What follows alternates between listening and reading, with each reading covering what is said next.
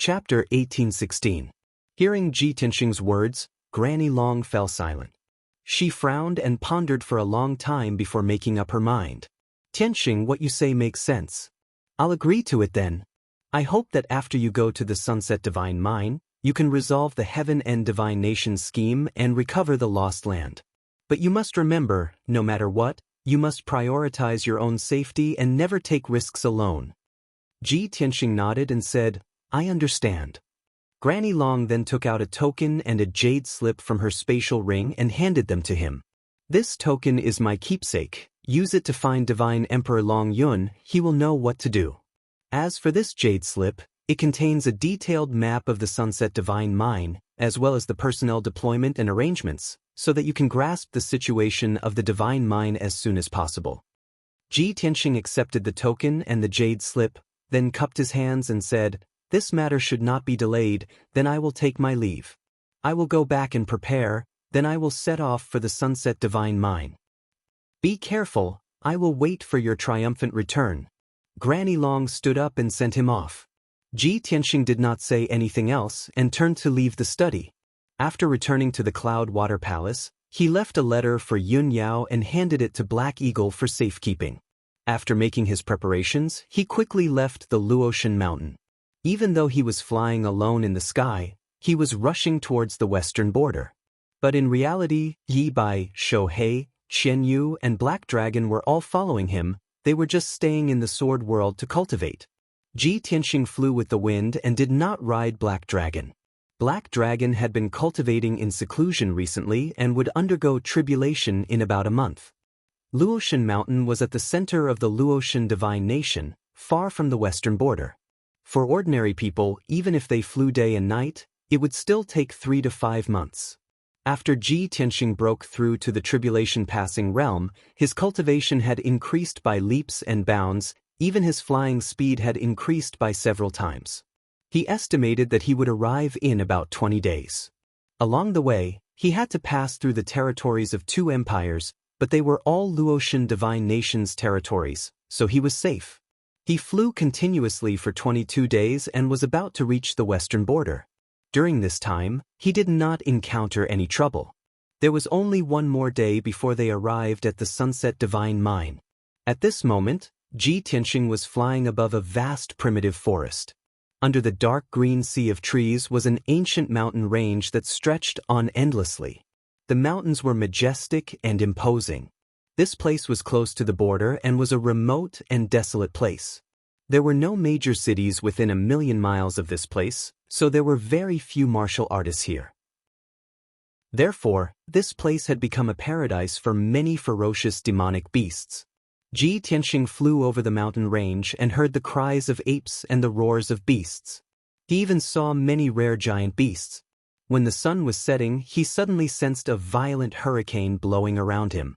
In the sky above his head, boundless gray clouds gathered from all directions, covering the afterglow of the setting sun. As he flew forward, the gray clouds and hurricanes that filled the sky also moved quickly. Such a phenomenon caused Ji Tianxing to reveal a puzzled expression, and he stopped in his tracks. That's strange. Judging from this biting cold hurricane and the gray clouds, it seems like the heavenly tribulation is about to arrive. But my second heavenly tribulation hasn't arrived yet. Who's about to undergo it? Just as he was feeling puzzled, Qian Yu's voice suddenly rang out in his mind. Old Ji, come and take a look. The little black dragon is about to undergo its tribulation. Ji Tianxing was startled and frowned. As expected, the little black dragon is about to undergo its tribulation. But it's in the sword world. How can the heavenly tribulation form outside? Puzzled, he hurriedly entered the sword world and landed in peaceful Earth City. In the spacious plaza of the city, the 3,000-foot-long black dragon was coiled up. Its body flickered with black light as it did its best to resist an invisible suppressive energy. Qian Yu, Yi Bai, Shouhei, the Golden Mountain King, and several hundred Earth spirit experts were gathered around the plaza, discussing spiritedly. What was surprising was that the little black dragon was about to undergo its tribulation, but the sky above peaceful Earth City was still bright and sunny. Seeing Ji Tianxing arrive, everyone bowed and greeted him. Xianyu hurriedly came over and anxiously said, "Old Ji, the little black dragon situation is very strange. Quickly come and take a look." Ji Tianxing hurriedly landed in the plaza and came to the little black dragon's side. He asked, "Little black dragon, what's going on? Are you sure the heavenly tribulation is coming?" The little black dragon was enduring an enormous suppressive energy and found it difficult to move. Even raising its head was extremely difficult. It said in a low voice, "Old Ji, I also don't know what's going on. I have a feeling that the heavenly tribulation will descend today. Now that the heavenly tribulation has arrived, I am being suppressed by the vast heavenly might, but there are no tribulation clouds in the sky. How strange." Ji Tianxing frowned and said in a serious tone, "Your calamity cloud is in the outside world. You can't undergo your tribulation here, or else something big will happen. I'll take you outside." As he spoke, he hurriedly opened the sword world and used the power of the sacred sword to move the little black dragon to the outside world. Whoosh! With a flash of black light, the little black dragon appeared above the vast forest.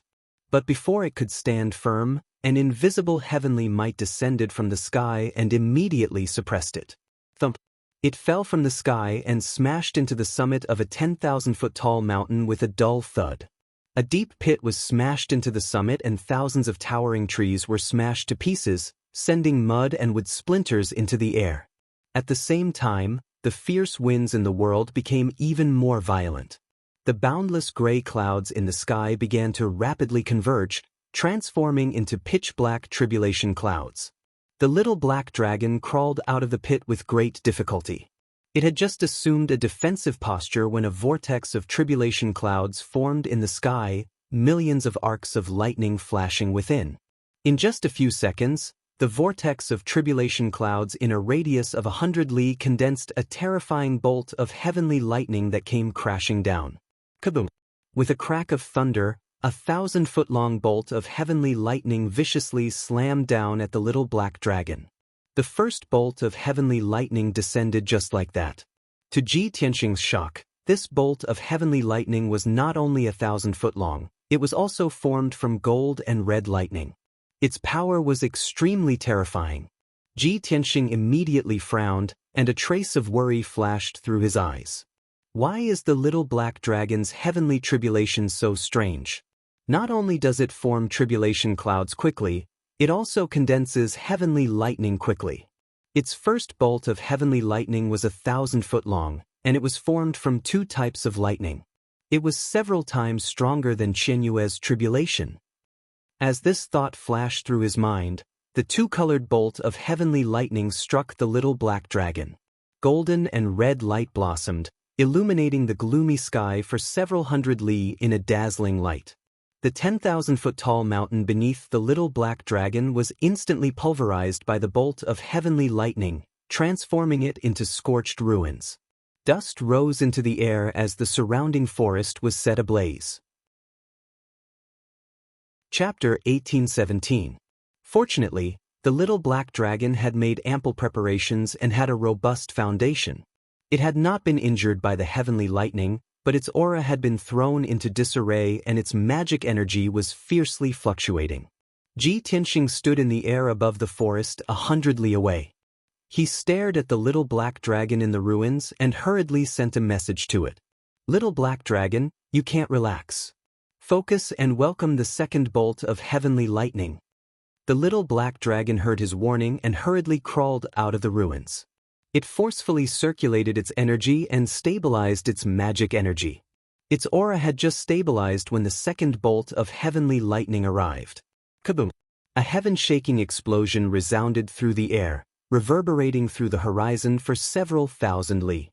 Two bolts of heavenly lightning, each 1,000 feet long, came down from the pitch-black vortex of tribulation clouds at the same time, hurtling toward the little black dragon. The two bolts of heavenly lightning were both gold and red.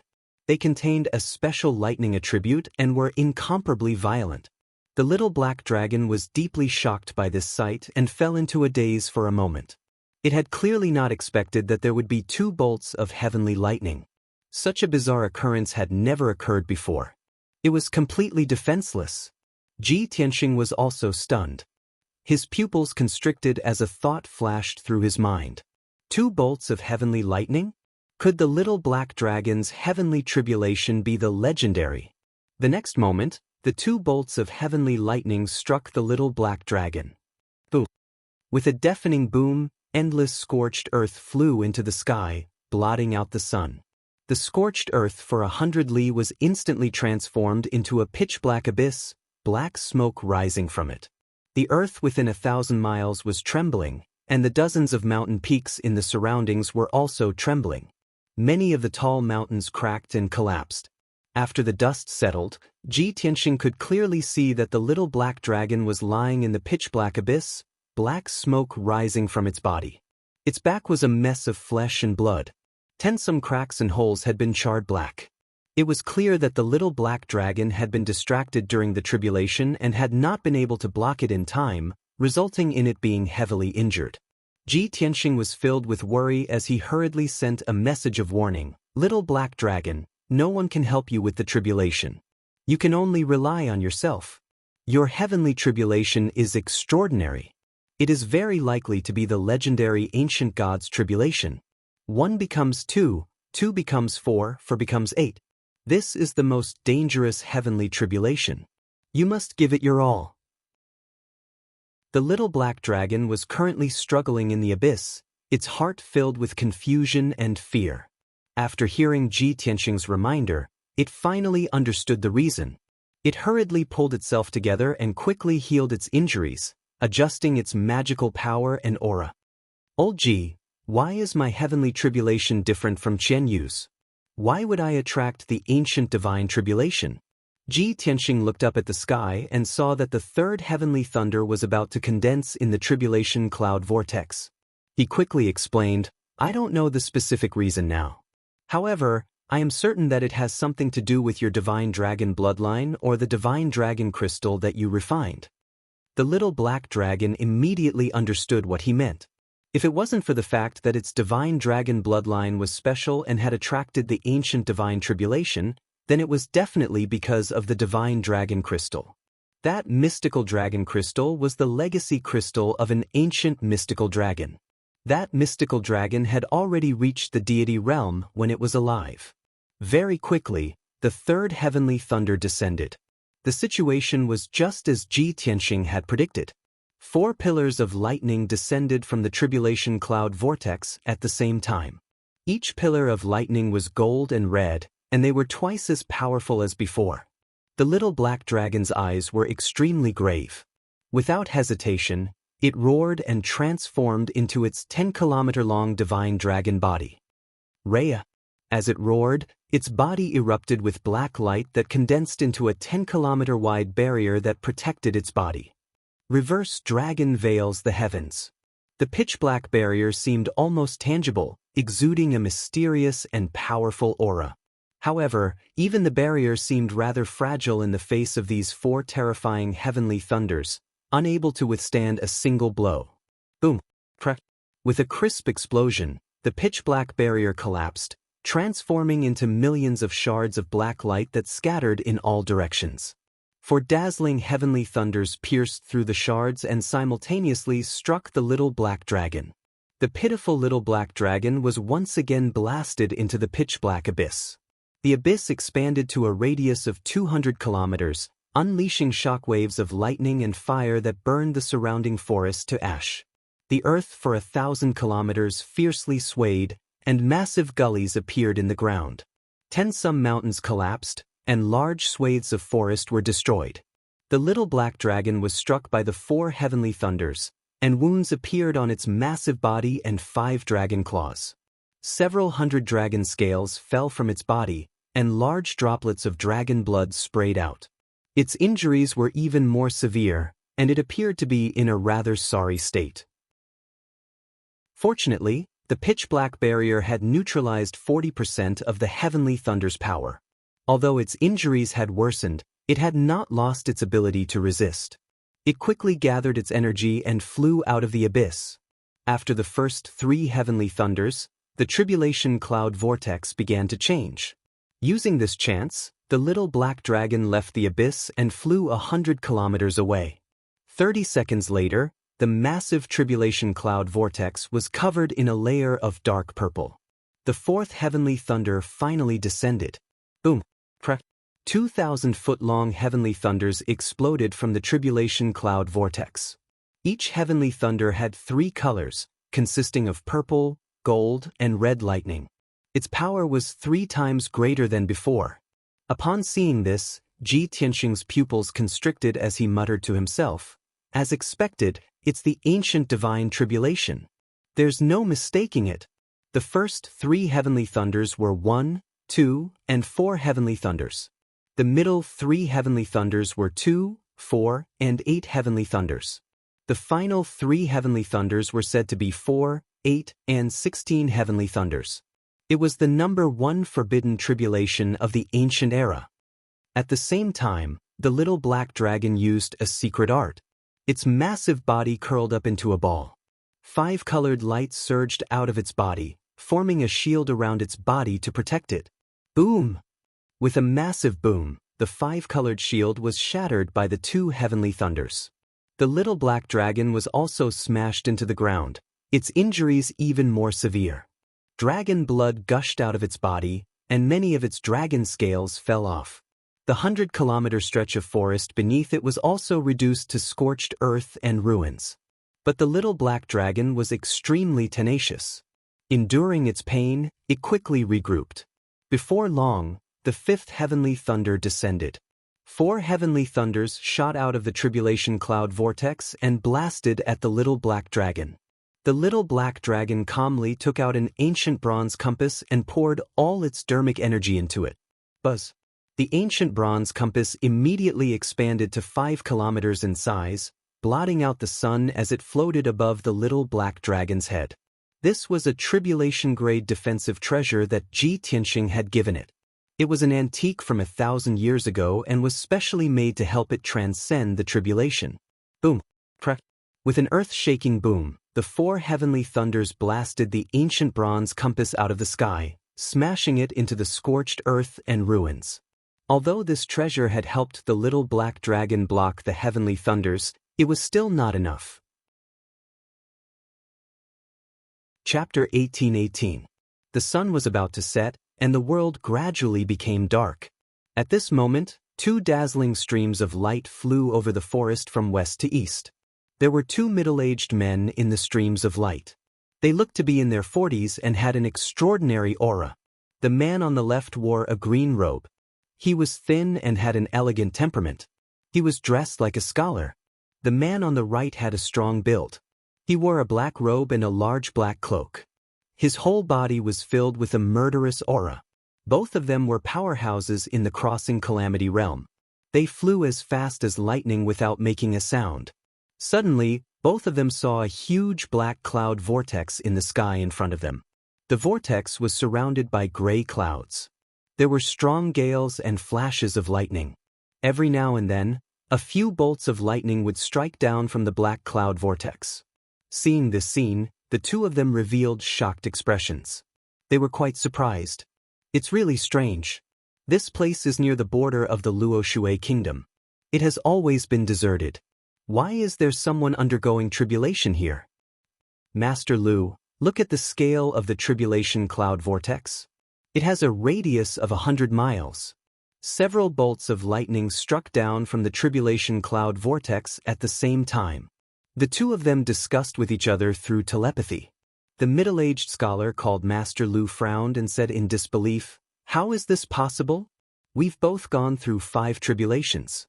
We're quite knowledgeable. But we've never heard of anyone's tribulation that would strike down several bolts of lightning at the same time. Song Feng, are our eyes playing tricks on us?"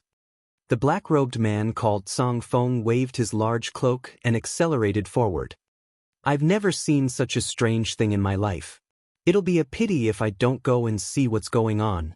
Master Lu quickly followed and reminded him through telepathy, "Song Feng, the tribulation is so strange. The person undergoing the tribulation is definitely not an ordinary person. If we go and see someone undergoing the tribulation and get into trouble, won't it delay our mission?" You should know that if something goes wrong with the mission and Marshal Xianxia blames us, we'll be in big trouble.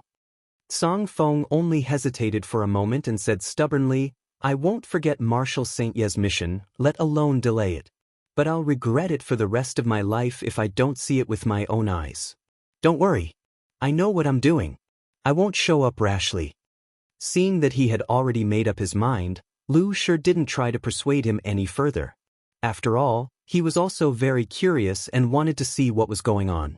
In just a short 100 breaths, the two of them had flown over 2,000 miles and arrived near the tribulation cloud vortex. When they were still 100 kilometers away, they saw that the person transcending the tribulation beneath the enormous and shocking vortex of tribulation clouds wasn't a human, but an enormous dragon that was 5 kilometers long. Such an outcome caused Song Feng and Lu Shi to be pleasantly surprised, and their eyes widened in surprise. Oh my God! I thought it was a martial monarch undergoing a tribulation. I didn't expect it to be a black dragon. That's not a flood dragon, but a legendary divine dragon. No wonder it's undergoing its tribulation in such a desolate place. It's a divine beast, the black dragon. This was a huge surprise. Everyone knew that dragons were hard to find and only the 3 martial gods could capture and tame them. Who would have thought that we would actually encounter a divine dragon undergoing tribulation here? Song Feng and Lu Shi looked at each other and saw the ecstasy and astonishment in each other's eyes. Even though they were experts who had cultivated for thousands of years, their state of mind had long been calm and indifferent. However, the appearance of the divine dragon was too surprising and shocking.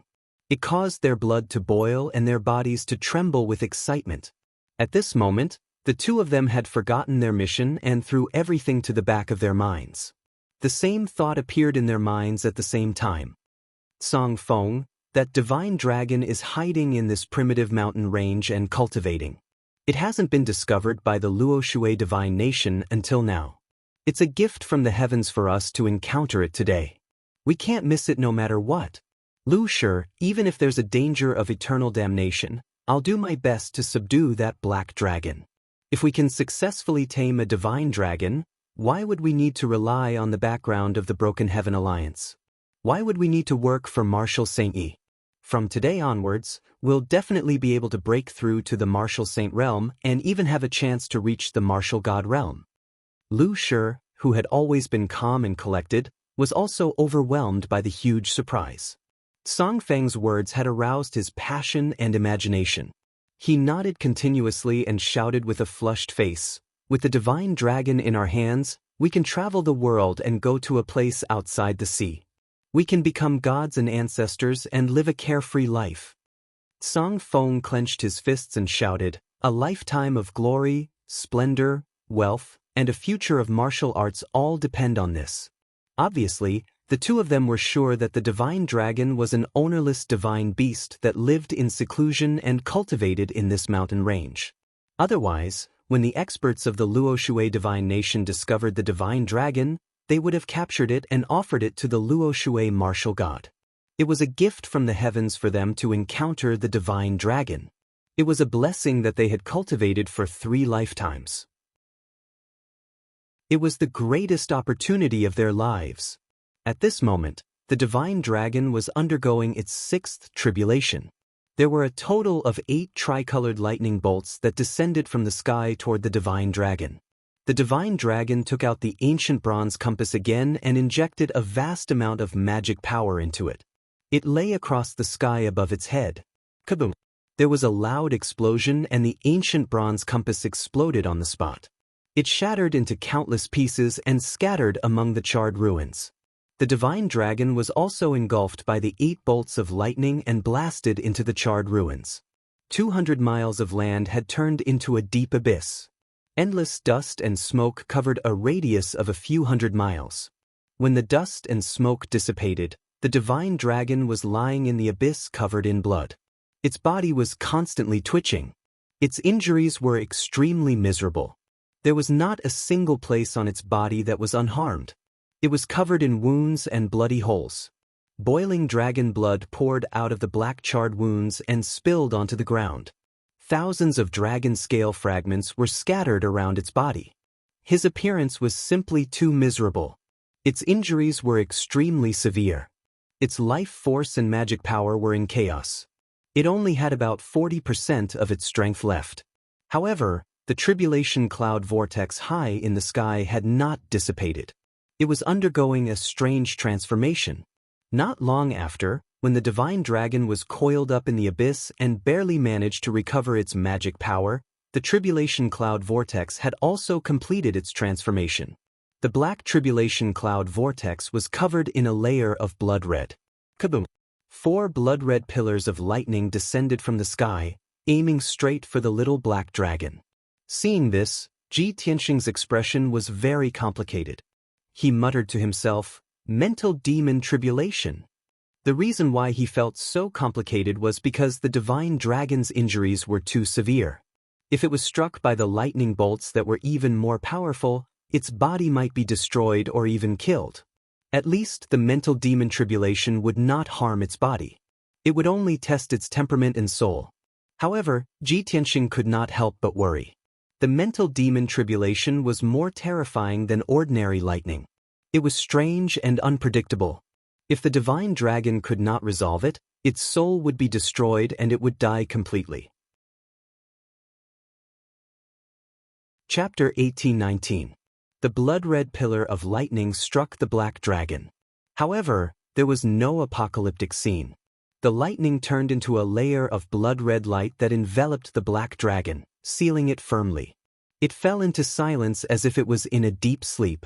No one knew what kind of test and calamity it was going through, and whether it could survive it successfully. On a mountain peak 200 miles away, Master Lu and Song Feng stood on the mountain peak, staring at the black dragon with anticipation. As expected of a divine dragon, the heavenly tribulation it triggered is different from ours. It's so special. Master Lu, when the black dragon finishes its tribulation, let's make a move immediately. We can't let it escape. The two of them were secretly accumulating their dermic powers, ready to launch a thunderous attack at any time to snatch the black dragon. Lu Shi was a more composed person. He released his spiritual perception and scanned the surroundings to check on the situation. His divine sense covered a radius of more than 100 miles. After checking carefully, he was completely at ease. Other than the two of us and the black dragon, there are no other powerhouses or demon beasts within a radius of 150 miles. There are also no formations or traps. We can rest assured. Song Feng glanced at him and chuckled. Master Lu, aren't you being too cautious? This place is deserted. There's not even a shadow. How could anyone come here? Master Lu said indifferently, "It's better to be safe than sorry. It's never wrong to be cautious." After saying that, the two of them stopped talking and waited patiently for the black dragon to finish its tribulation.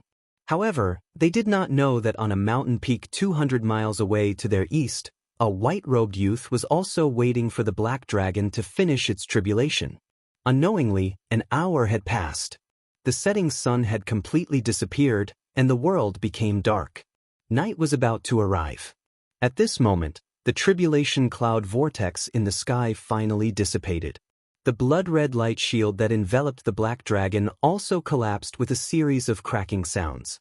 After the blood-red light dissipated, the black dragon opened its eyes and regained its freedom of movement. It seemed to have experienced great fear. Its body was still trembling as it panted heavily. A complicated look flickered in his large dragon eyes, constantly changing. How could this be? This is impossible. The dragon clan is noble. It's definitely not a criminal. It muttered hoarsely, its tone filled with grief, indignation, and unwillingness. However, the tribulation cloud vortex high up in the sky turned into a ball of sacred golden light that descended from the sky and enveloped it. Boundless divine power poured into its body, calming it down immediately. This divine golden light was a reward given by the heavens to those who had survived the heavenly tribulation. It had a miraculous effect that could quickly heal injuries and increase one's strength. The black dragon had undergone the primordial divinity tribulation, so the divine light reward he received was even more extraordinary. The surging divine power entered its body and healed all of its injuries at an incredible speed, replenishing the magic power it had consumed. Its strength and aura were also skyrocketing. 100 breaths of time passed, and the divine golden light was completely absorbed. The black dragon's injuries were all healed, and its body was in perfect condition. Its strength had also increased by about 6 times. Presently, it had finally broken through to the first level of the tribulation stage. It opened its deep eyes, and there was no longer anger and panic in its eyes. Instead, it became very calm and composed. Just as it turned its head to look to the east and was about to report the good news to Ji Tianxing, Shua. 2 streaks of light flew over from the west and landed beside it, one on its left and one on its right. The black dragon took a closer look and saw 2 tribulation stage powerhouses among the 2 streaks of light. It frowned, and its eyes were filled with vigilance. At this moment, Master Lu, who was dressed in a green robe, said with a pleasant expression, "Brother Black Dragon, congratulations on successfully passing the tribulation. The 2 of us admire and yearn for the dragon god very much, so we suddenly showed up to discuss something with you." Master Lu's eyes and tone were very sincere. Song Feng was secretly amused and muttered, "Master Lu, you're too polite to this black dragon, aren't you? It has just entered the tribulation stage. Why do we have to talk nonsense with it? We can just kidnap it." Master Lu's expression did not change, but he secretly explained, "Song Feng, don't be reckless. Legend has it that the dragon god is extremely arrogant and will not easily submit to others. If we forcibly kidnap it, it will be counterproductive." Song Feng raised his eyebrows and said with an indifferent attitude, "All right, you can be the one to persuade it. If it really doesn't work, we'll take action." Master Lu cupped his hands at the black dragon and said sincerely, "Brother Black Dragon, although you're hiding here to cultivate, it's not a long-term solution. You'll be discovered sooner or later. Why don't we bring you to an otherworldly paradise where you can cultivate without being disturbed and have endless resources and treasures?" However, before Lu Shi could finish speaking, the black dragon interrupted him. "You want me to follow you?" Master Lu smiled and nodded expectantly. "That's right. We'll bring you to the safest and most suitable place for cultivation. We'll even do our best to help you." "There's no need," the black dragon said indifferently. "The 2 of you are not worthy of me following you." The black dragon was a taciturn person and was not good with words. It could see Master Lu and Song Feng's intentions and did not have a good impression of them. Therefore, it was even more direct with its words. Lu Shi was stunned, and an awkward expression appeared on his face. Song Feng could not suppress the anger in his heart. He sneered and said, "Ha! No wonder Master Lu said that divine dragons are extremely arrogant. It seems that it's true. However, this little black dragon really doesn't know what's good for you. Now, it's not up to you whether you want to follow us or not. If you know what's good for you, you'd better submit to us obediently so that you won't have to suffer more physical pain. Don't try to resist. With your strength in the first stage of the tribulation stage, you're definitely no match for us."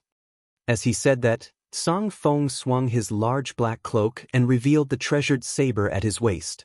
His whole body emitted a strong and domineering aura. The black dragon was obviously stunned. Then, it showed a sympathetic look and said in a strange tone, "The 2 of you, are you sure you want to fight?" Master Lu frowned and a strange look flashed in his eyes. He thought to himself, "This black dragon is so calm. Could it be that it has helpers or backers?" Song Feng misunderstood and thought that the black dragon was afraid. He laughed confidently and said, "Huh, now you're afraid? Then what are you waiting for? Why don't you submit to us?" When he heard that, the black dragon stared straight at him. His eyes were filled with pity, as if he was looking at an idiot. At the same time, a handsome figure came to the scene silently and appeared behind Song Feng and Master Lu. "How dare you poach me in front of me? You don't take me seriously at all." A cold and indifferent voice suddenly sounded in the night sky. Master Lu and Song Feng were shocked. They quickly turned around and saw a young man in a white robe standing in the night sky thousands of feet away. Chapter 1820. Song Feng and Master Lu's expressions turned gloomy. Both of them held their sword hilts and looked at the white-robed young man warily. "Who are you?" Master Lu frowned and asked. Song Feng licked the corner of his mouth and said in a sinister tone, "Kid, everything has to be first come, first served. We were the first to discover this black dragon. If you want to interfere, you have to consider whether you are powerful enough." Ji Tianxing's sneer deepened as he said in a playful tone, "First come, first served? The black dragon is my war pet." Hearing those words, Lu Shi's face immediately darkened and a deep frown appeared on his forehead. Although he was eager to get the black dragon, it was a divine beast with a master. His instincts made him want to give up and back down. But before he could say anything, Song Feng sneered, Do you think it is just because you say so? Who can prove it for you? Besides, even if the black dragon is really your war pet, so what? A good bird chooses a good tree to nest in. Only the two of us are worthy to be its master. Boy, we must get the black dragon. If you know what's good for you, you'd better leave and we can pretend nothing happened." Apparently, the temptation of the black dragon had blinded Song Feng's conscience and made him lose his mind. Ji Tianxing sneered and said mockingly, "So, you are going to rob me openly?" As he said that, he accumulated magic power in his body and his aura surged. Master Lu sensed that something was wrong and he quickly said, "Song Feng, don't be rash. The black dragon is already owned. It is unwise to rob it openly. This boy has reached the crossing calamity stage at such a young age and owns a divine dragon. He is not an ordinary person. He must have a powerful background." Before Teacher Lu could finish speaking, Song Feng interrupted him and shouted in a low voice, "Teacher Lu, this is the Luoshui Kingdom, not the Heaven End Kingdom. What are you afraid of? Encountering a black dragon is the biggest opportunity in our lives. If we miss this opportunity, we will regret it for the rest of our lives. Don't hesitate. Let's kill that brat and tame that black dragon together." Then, with a clang, he pulled out his treasured saber and slashed out a 300-meter-long saber light towards Ji Tianxing at lightning speed. "Mountain Breaker!" The 300-meter-long dark golden saber light slashed toward Ji Tianxing with an unstoppable force. Its power was terrifying. Ji Tianxing's eyes flashed with murderous intent as he sneered, "As expected, you're blinded by greed. Since you're so eager to die, I'll fulfill your wish." As he spoke, he raised his right hand and blasted out a silver fist light that smashed towards Song Feng. Star-shattering fist. Boom. The sword radiance and the fist radiance collided, and a loud, muffled sound erupted, spreading across the sky for hundreds of miles. In that instant, the sword light and fist radiance collapsed at the same time, exploding into billions of fragments. Hundreds of miles of the night sky were illuminated as if it were daytime. The raging shockwave fiercely hit Song Feng and forced him to retreat 3,000 meters. Master Lu hurriedly pulled out his sword and cast a spell to unleash a sky full of sword radiance toward Ji Tianxing. However, the black dragon met the attack head-on, twisting its 10-mile-long body and sweeping away all the sword radiance in the sky. The two of them were entangled, each using their own unique skills to fight in the night sky. Song Feng was only slightly injured. He was shocked and angry as he swung his sword to attack again. "Brat, I underestimated you just now. But now you don't have the chance." Song Feng shouted angrily as his body lit up with flames. He unleashed 100% of his magic power and slashed out a sky full of sword radiance. Swoosh! 36 dazzling giant swords were arranged in the direction of the Big Dipper star. They carried the mysterious power of the array and slashed toward Ji Tianxing. Ji Tianxing was fearless. His sleeves fluttered as he stood in the night sky, looking down at Song Feng. With his left hand behind his back, he raised his right hand and pointed to the sky. He shouted indifferently, "Sword, come!" Suddenly, a dazzling golden radiance lit up in the dark sky and fell from the sky like a meteor. In just a short moment, the dazzling golden radiance descended on the mountain range. It turned out that the dazzling golden radiance was a giant golden sword that was thousands of feet tall. The giant sword was formed by the astral fire and contained a violent power that could destroy the world. Slash! Ji Tianxing shouted coldly as he waved his right hand and pointed at Song Feng in front of him. Before Song Feng could even react, the 3 kilometers long sword had already struck him in the head. Bam! A deafening explosion erupted and reverberated through the heavens, shaking everything within 800 miles. The giant golden radiance sword instantly shattered Song Feng's magic power shield and smashed it into pieces. Even his divine soul was destroyed. Then, the giant sword hit the ruins below. A pitch-black abyss with a radius of dozens of miles and a depth of hundreds of miles was formed on the ground. The dazzling golden radiance flew into the night sky with endless dust and covered the sky. The violent and terrifying movement lasted for a long time before it dissipated. When the dust and golden radiance dissipated, Song Feng had disappeared completely. His physical body and divine soul had turned into powder and scattered in the abyss, returning to heaven and earth. Not far away in the sky, the Black Dragon and Master Lu stopped fighting temporarily. Master Lu saw with his own eyes that the golden sword fell from the sky and smashed Song Feng into pieces. He was so scared that his face turned pale and his heart skipped a beat. He didn't expect that the seemingly ordinary white-robed young man had such terrifying strength. The white-robed young man was only in the first stage of the crossing tribulation stage. How could he kill Song Feng, who was in the 5th stage of the crossing tribulation stage, in one move? This was simply an unheard-of miracle. What kind of monster was that white-robed young man? Just as Master Lu was inexplicably shocked, Ji Tianxing stepped on the night sky and arrived in front of him. The black dragon also shrank its body to thousands of feet long and flew back to Ji Tianxing's side. Ji Tianxing stood on the back of the black dragon and looked at Master Lu coldly. He said indifferently, "The divine dragon is right here. Come and get it." Master Lu saw that he had no intention of making a move and slowly kept his sword. He smiled bitterly and shook his head. "Young master, you must be joking. Although the divine dragon is precious, it already has an owner. Although I desire the divine dragon, I won't lose my conscience and kill to snatch it." Ji Tianxing raised his eyebrows and asked in a playful tone, "Your companion was killed by me. As a friend, don't you plan to avenge him?" Master Lu shook his head again and said bitterly, "Song Feng and I have worked together for dozens of years. Indeed, we have been through life and death situations together. However, our ideals are different. Today's matter is our fault. We were greedy and tried to snatch your black dragon. Although I am heartbroken and regretful about Song Feng's death, I won't avenge him. He asked for it. This lowly one apologizes to young master. Please forgive this lowly one's offense." Master Lu cupped his hands and bowed to Ji Tianxing. "If you don't have anything else, I will take my leave now. I won't disturb you anymore." After saying that, Master Lu turned and was about to leave. Chapter 1821. The scene of Ji Tianxing killing Song Feng with a single strike was too shocking for Master Lu. He was fearful of this mysterious white-robed youth from the bottom of his heart.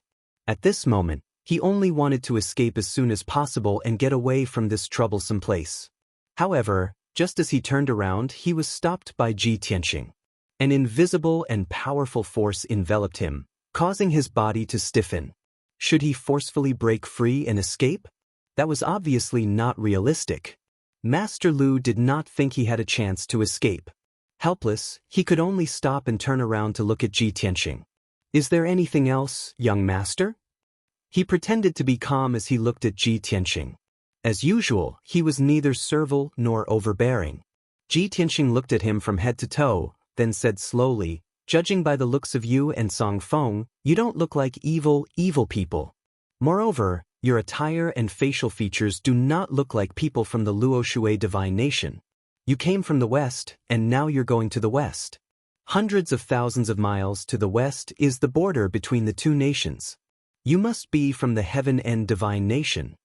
At this point, Ji Tianxing's face turned cold, and his eyes became much sharper. He asked in a deep voice, "Speak, who are you?" What are you trying to do by sneaking into the Luoshui divine nation?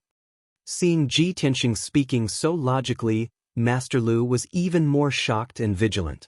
His eyes also changed. He lowered his head slightly, not daring to look directly at Ji Tianxing's deep and sharp eyes. Ji Tianxing did not open his mouth to threaten him.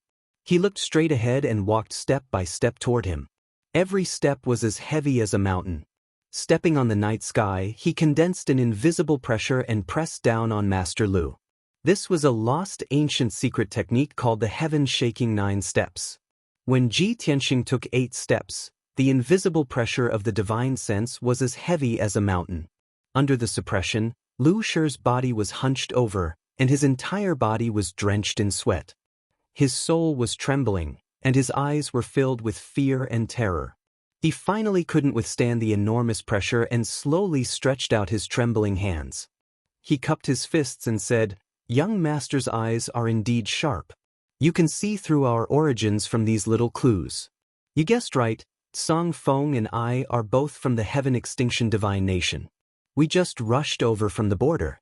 To tell you the truth, we're from the Broken Heaven Alliance, and we're here on a mission." Broken Sky Alliance? Ji Tianxing frowned slightly as a few figures appeared in his mind. He recalled the few young experts he had met in the Mountain of Flames.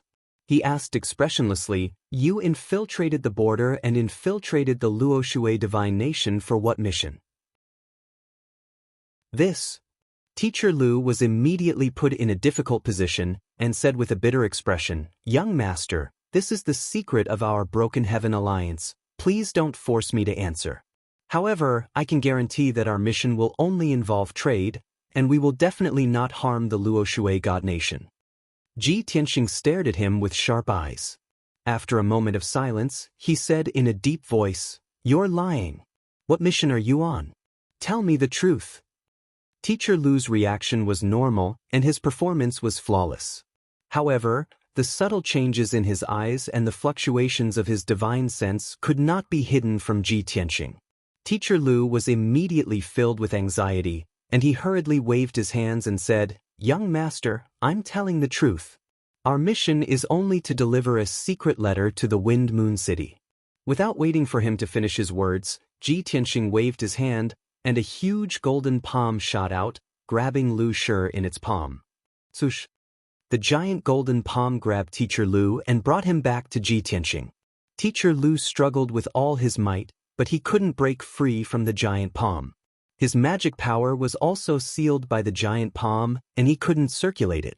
Ji Tianxing shouted with a cold expression, "Either you tell the truth, or you'll be buried with Song Feng." As he spoke, he gradually unleashed his power and used the giant golden palm to crush Teacher Lu. Teacher Lu's body was crushed by the giant palm, and his bones began to dislocate and deform. The intense pain caused his body to convulse and break out in cold sweat, and he let out a painful scream. You don't go too far. I'm telling the truth. It's useless even if you kill me." Ji Tianxing was not moved at all, and continued to crush him with the giant palm. He slowly said, "Speaking of the Broken Heaven Alliance, I have some understanding of it. It's said that it's one of the strongest forces in the Heaven End God Nation. A few months ago, I happened to meet 4 young experts in the Flame Mountain, and they were all elites of the Broken Heaven Alliance. They were looking for the Golden Lotus in the Flame Mountain, but they were surrounded by many demon beasts. At the critical moment, I saved them, and after talking with them, I learned of their origins. If I remember correctly, the names of the 4 young elites were Li Gan, Zhao Guangxiong, Qinwan." Teacher Lu was still struggling in pain, but when he heard Ji Tianxing's words, he immediately calmed down. When he heard the names of the young elites, his expression changed drastically, and he revealed a strange look. Ji Tianxing stared at him and asked with a playful tone, "Looking at your reaction, you seem to know them, right?" Teacher Lu was silent for a long time and then said with a complicated tone, "That's right, Qinwan is the daughter of my best friend, and Li Gan is my junior brother. They were looking for the Golden Lotus in the Flame Mountain, and when they were in danger, they were saved by a white-robed young master. I didn't expect that the white-robed young master who saved their lives was you." Ji Tianxing nodded and said with a playful smile, Maybe this is fate. It was the will of the heavens. Teacher Lu, you're a scholar who has read a lot, and you should understand many things, and have your own principles and integrity. The reason why I didn't kill you is also because of this. Now, I'll give you one last chance to confess.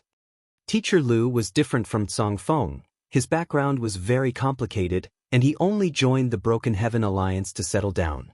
For 200 years, he never relied on the power of the Broken Heaven Alliance to commit murder, arson, or robbery. Just as Ji Tianxing said, he was a man of principles, and he believed in the existence of the gods, karma, and so on. After a long silence and hesitation, Teacher Lu clenched his teeth and made a decision. He lowered his head dejectedly and said with an old and powerless voice, "Young master saved Qing Wan and Ligan's lives, and is their savior. Today, Cong Feng and I fell into your hands. Maybe this is the will of the heavens, and it's my punishment. To be honest, Cong Feng and I sneaked into the Luo River God Nation under Marshal Xianxia's orders, and we were going to the Wind Moon City to create chaos and disaster." Hearing Teacher Lu's words, Ji Tianxing frowned, and his eyes became even colder. Marshal Xianxia? Which Marshal Xianxia? Teacher Lu revealed an ashamed expression and said in a low voice, "The Divine Guard Governor of the Heaven End God Nation, Sword Xianxia Lu Shui." Chapter 1822. As soon as Teacher Lu mentioned Marshal Xianxia's identity, Ji Tianxing suddenly realized. His face also darkened, and his eyes flashed with a cold light. After a moment of silence, he suddenly sneered. "Ha! This Yi Lu Shui is really sinister and despicable. The two armies are facing each other at the border, and they are in a stalemate for the Sunset Divine Mine, scheming against each other secretly. Yi Lu Shui is guarding the border, and he is indeed scheming, not hesitating to use such a despicable move. He sent you to infiltrate the Luo Shui Divine Nation and create chaos and disaster in the major cities at the border, so that you can draw away a portion of the army and reduce his pressure." Ji Tianxing exposed Marshal Xianxia's despicable plan, and Teacher Lu's face instantly turned ugly. Seeing that Ji Tianxing was really angry, and the murderous intent in his eyes surged, he was a little worried, and quickly explained, "Young master, this is Marshal Xianxia's plan, we are just following orders." Ji Tianxing did not comment, and asked in a deep voice, "It is said that the Broken Heaven Alliance is a civilian martial arts organization. Although it is distributed in the Heaven and Divine Nation, it is not under the jurisdiction of the Heaven and Divine Nation. Marshal Xianxia led a large number of divine guards to guard the border. Why didn't he send the experts under him to carry out the mission, but sent you to cause trouble? Could it be that the Broken Heaven Alliance has submitted to the Heaven and Divine Nation, and also has to listen to the Divine Nation's orders?" Teacher Lu quickly shook his head, and said with a blank expression, "Young master, I don't understand this matter, and dare not speculate." Ji Tianxing also understood, with Teacher Lu's strength, he could only be considered an elite expert in the Broken Heaven Alliance, and could not be a branch leader or hall master with real power. He did not pursue this matter, and asked again, "Other than you and Cong Feng, how many people did Marshal Xianxia send to infiltrate the Luo Shui Divine Nation to cause trouble?" Teacher Lu did not dare to hide, and quickly answered, "As far as I know, there are a total of 19 groups of people acting at the same time, and they are all elites of the Broken Heaven Alliance. Each group has 2 to 3 people, and they are responsible for disrupting a major city." Ji Tianxing slightly nodded, and said in a cold voice, "In the border area, there are more than 20 major cities near the Sunset Divine Mine. If all 19 main cities fell into chaos, they would definitely be able to hold back hundreds of thousands of troops. When the army arrives to reinforce the main cities, Yi Lu Shui will seize the opportunity to seize the Sunset Divine Mine. What a vicious plan." Teacher Lu lowered his head and said nervously, "Gongzi, this is all the information I know, and I've told you everything truthfully. I'm doing this to repay you for saving Qingwan and Ligan's lives. Furthermore, my actions have betrayed the heaven-shattering alliance. If anyone were to find out, I would have nowhere to hide." Ji Tianxing waved his hand and said expressionlessly, "Don't worry, I'm not a bloodthirsty person. I won't kill you to silence you. You should leave." Stay away from this troublesome place, lest you attract a fatal disaster. After which, Ji Tianxing released the golden palm and released Lu Shi. Lu Shi felt as though he had been pardoned, and his face was filled with gratitude. He hurriedly cupped his hands and bowed, "Thank you for sparing my life. I'll take my leave now." After bowing, he didn't even bother to circulate his qi to heal his injuries. He hurriedly turned around and flew away. Not long after, Lu Shi's figure disappeared into the night sky. Ji Tianxing stood on the black dragon's back and looked at the western night sky with a deep frown. The black dragon frowned and asked, "Old Ji, what do we do now? Do we still go to the Sunset Divine Mine?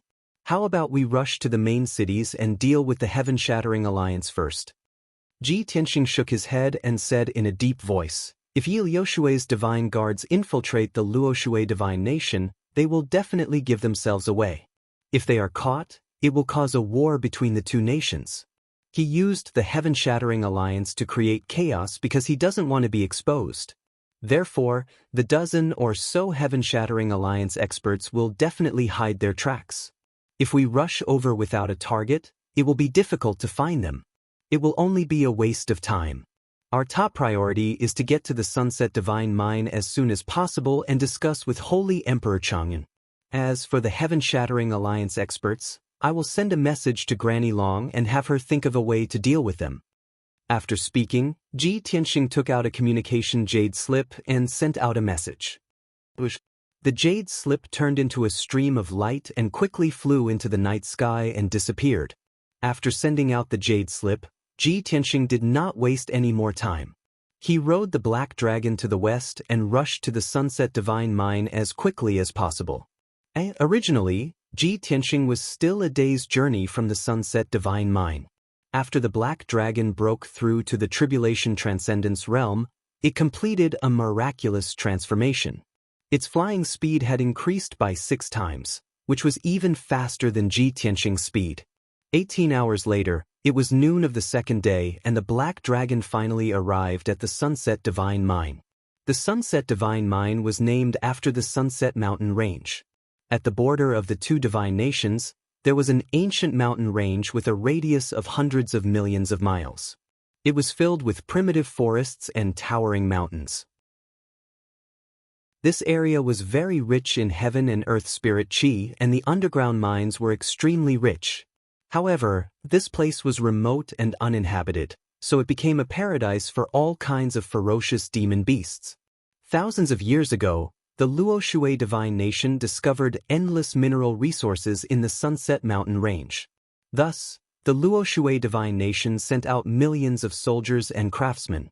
After spending hundreds of years, they opened up the famous Sunset Divine Mine. After thousands of years of development, the scale of the Sunset Divine Mine had expanded by more than 10 times.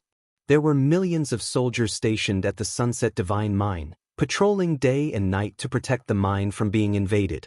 The entire Sunset Divine Mine was divided into hundreds of mining areas. There were more than 2 million miners working in each of the mining areas, mining day and night. Ji Tianxing arrived near the Sunset Divine Mine and put the black dragon into the Sword World to avoid shocking the world. He flew over the vast mountain range alone and looked down at the situation below. On the surface, there was an endless stretch of towering mountain ranges and a sea of dark green primeval forests below. But in reality, there were palaces and buildings in some mountain peaks and valleys every 5,000 miles. These palaces were used as camps for the mining areas. Those mining areas had names, and each camp could accommodate tens of thousands of miners and thousands of guards and supervisors. Even though the situation at the border was very tense and the armies of the two nations were facing each other, those mining areas were still operating normally. Ji Tianxing flew across the sky and quickly alerted the guards. He was surrounded by several teams. He showed his identity token and explained the purpose of his visit. The guards immediately bowed and apologized in fear. Ji Tianxing didn't care. He picked a guard captain and asked him to lead the way to Divine Emperor Chang'an. The guard captain seemed to have received a great honor. He was so excited that his face was flushed red. He hurriedly bowed to express his obedience. To be able to meet someone as important as Ji Tianxing and bring Ji Tianxing to meet Divine Emperor Chongyun was an honor that he didn't even dare to dream of. 6 hours later, the guard captain brought Ji Tianxing to the central region of the Sunset Divine Mine. They landed on a giant mountain that was 3,000 feet tall. This towering mountain was the core of the entire Setting Sun mountain range, and it was also the most majestic peak. Chapter 1823. In the afternoon, the scorching sun shone brightly. The setting sun peak was 10,000 meters tall, shrouded in the brilliant sunlight. It looked even more dazzling and magnificent. No one lived below the waist of the mountain. Vines and shrubs grew all over the mountain walls. The waist of the mountain was covered by white clouds and thick fog. The mountain walls were so steep that they were almost perfectly straight. There was a platform at the top of the mountain that was dozens of miles wide. It had already been built into a bustling city. There were tall and majestic city walls protecting it. Rows upon rows of houses and palaces sat in the city. They shone with golden light under the scorching sun. This city was named Setting Sun City. It had thousands of years of history and was one of the most important cities in the Luoshui Divine Kingdom. The city was heavily guarded both inside and outside. Teams of armored guards with swords could be seen patrolling the city. Even in the sky outside of Sunset City, there were many guards riding spirit beasts and flying birds, circling and cruising in the sky. Ji Tianxing arrived at the gates of Setting Sun City. He was only allowed to enter after showing his identity token. Half an hour later, he passed through half of Setting Sun City and entered the Palace of Longevity. The Palace of Longevity was named after Holy Emperor Longevity. For thousands of years, Holy Emperor Longevity had been guarding this place. He was responsible for the safety and daily operations of the Setting Sun Divine Mine. At this moment, the Palace of Longevity was in a tense state of alert. There were guards and soldiers lined up both inside and outside. Many scouts and messengers hurried in and out of the Palace of Longevity to report and convey all kinds of news. Perhaps Holy Emperor Longevity had already received news that Ji Tianxing was coming. When he stepped into the palace and announced his identity, the guards all bowed respectfully to welcome him. A guard captain led him into the Palace of Longevity and arranged for him to stay in a courtyard called Pine Tree. Young Master Ji, Lord Holy Emperor has instructed that if you come, you should stay in Pine Tree temporarily. You must be tired from rushing over from the Luotian Mountain. Rest here today. Tomorrow, I will bring you to meet Lord Holy Emperor. After the guard captain explained the situation to Ji Tianxing, he tactfully withdrew from the courtyard. Ji Tianxing stood in the pine tree courtyard, looking around with an indifferent expression. The courtyard was located in the depths of the everlasting Luck Palace. It could be considered a quiet place amidst the chaos. The environment was extremely quiet and secluded, suitable for recuperation. Apart from him, there were also a dozen guards and 9 young maids in the courtyard. They were all there to serve him and were on standby at all times. Although Ji Tianxing had been on the road for more than 20 days, he didn't feel tired at all. However, with Holy Emperor Chongyun's arrangements, he could only stay for the time being and wait until they met tomorrow. The entire Sunset City is in a state of alert, and the Chongyun Palace is very busy. Looks like the situation at the border is getting more and more tense. I reckon that Holy Emperor Long Luck is already very busy, right? Ji Tianxing murmured in a low voice. Then, he entered his bedroom and sat down to adjust his breathing. A day passed quickly. At noon the next day, Ji Tianxing was meditating in his room when footsteps suddenly came from outside the door. Then, he heard the guard captain respectfully reporting to young Master Ji, "The Holy Emperor is here." Ji Tianxing stopped cultivating. He stood up and straightened his clothes before walking out of the room. He stood still in the courtyard and saw 6 golden armored guards standing on both sides of the door. They respectfully knelt on the ground to welcome the Holy Emperor. A middle-aged man in a golden robe strode through the door and entered the courtyard. This man was 8 feet tall and had broad shoulders. He had a head of white hair that reached his waist and a dignified face. He exuded the arrogance and domineering aura of a martial saint. His steps were like the wind, and the wide purple cloak on his shoulders also fluttered in the wind. Ji Tianxing could obviously tell that this man was the everlasting luck martial saint who was in charge of the Sunset Divine Mine. Moreover, the everlasting luck martial saint's style of doing things was obviously swift and decisive. Other than the everlasting luck martial saint, there was also a tall and handsome young man behind him.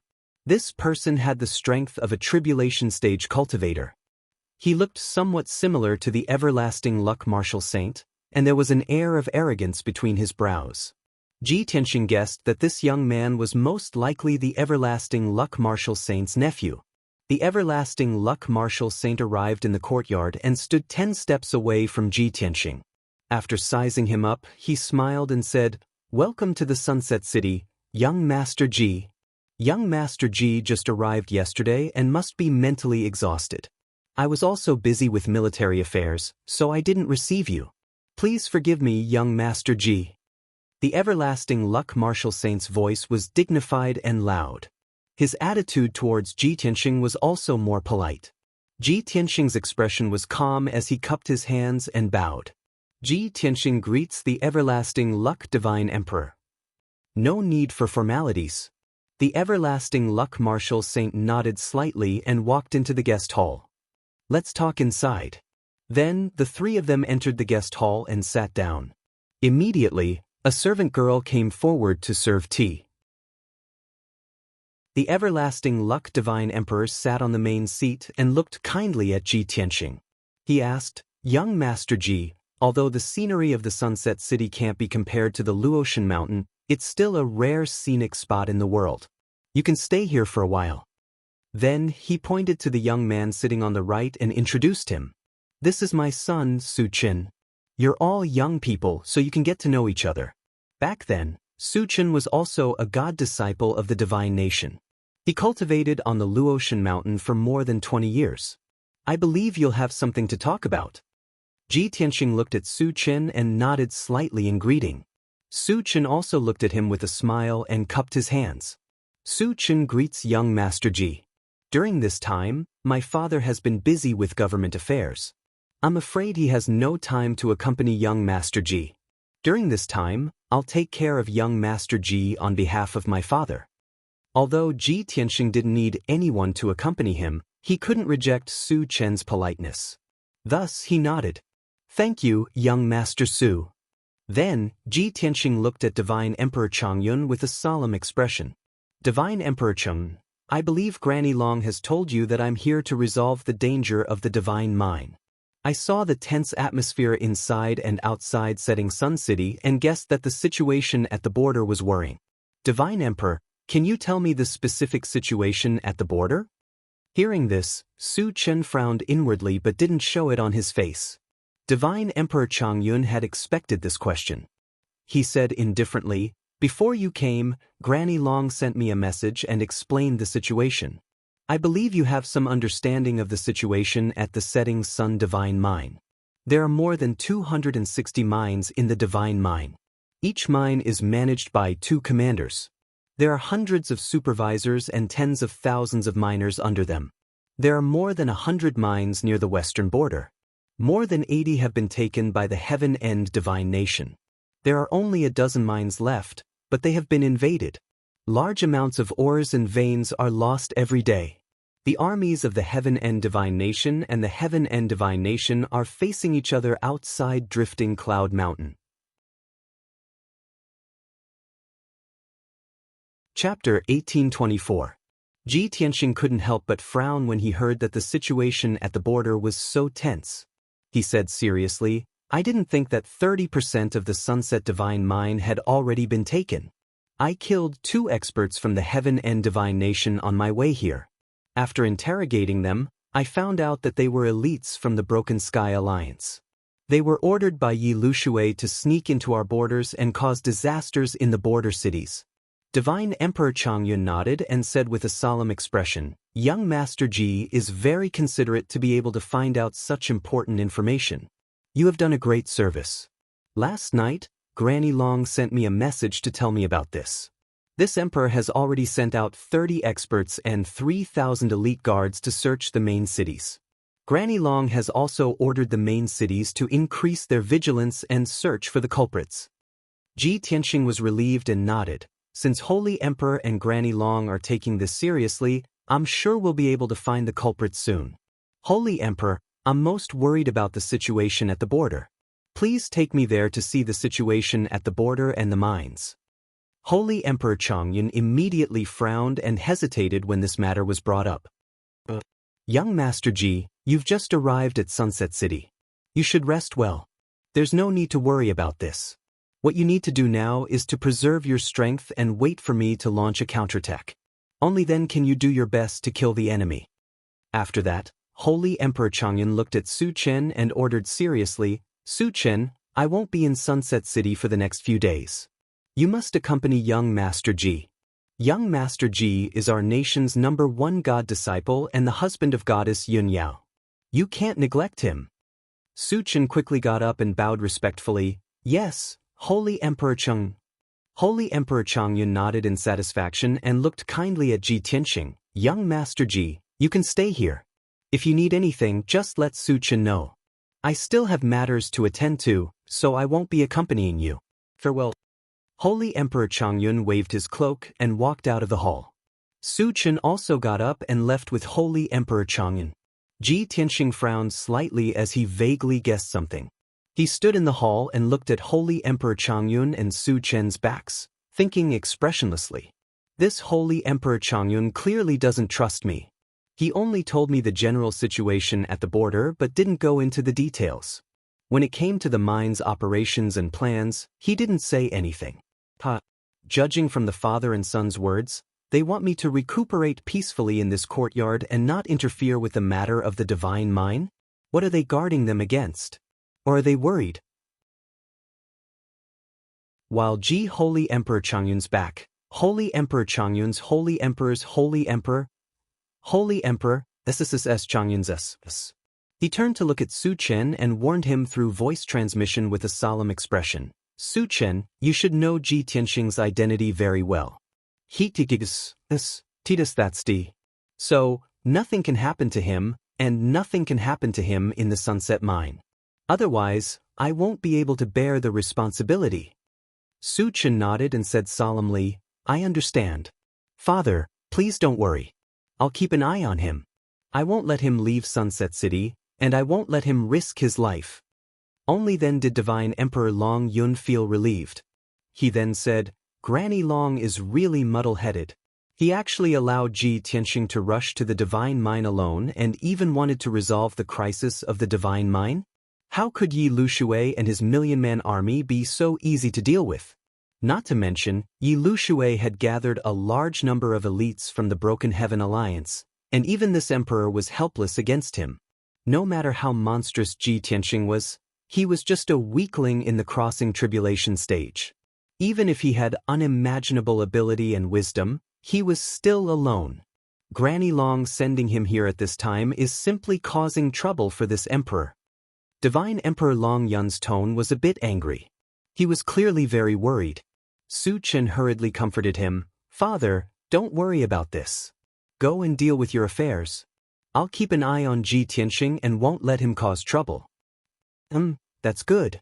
Divine Emperor Long Yun nodded in satisfaction. He said emotionally, so what if Ji Tianxing is the #1 genius of the continent? He's still an arrogant and reckless brat. Sooner or later, he'll land himself in a desperate situation or even die young. My son is still the most worry-free. He knows when to advance and when to retreat. He's calm and collected. Only like this can he take on great responsibilities. Su Chen was already used to Divine Emperor Long Yun's praise. He wasn't proud and only listened silently. A moment later, Divine Emperor Long Yun collected his thoughts and left with the golden armored guards. After Divine Emperor Long Yun left, Su Chen returned to the courtyard. He entered the living room and saw Ji Tianxing sitting on a chair with an indifferent expression, slowly sipping a cup of spirit tea. He smiled and greeted him.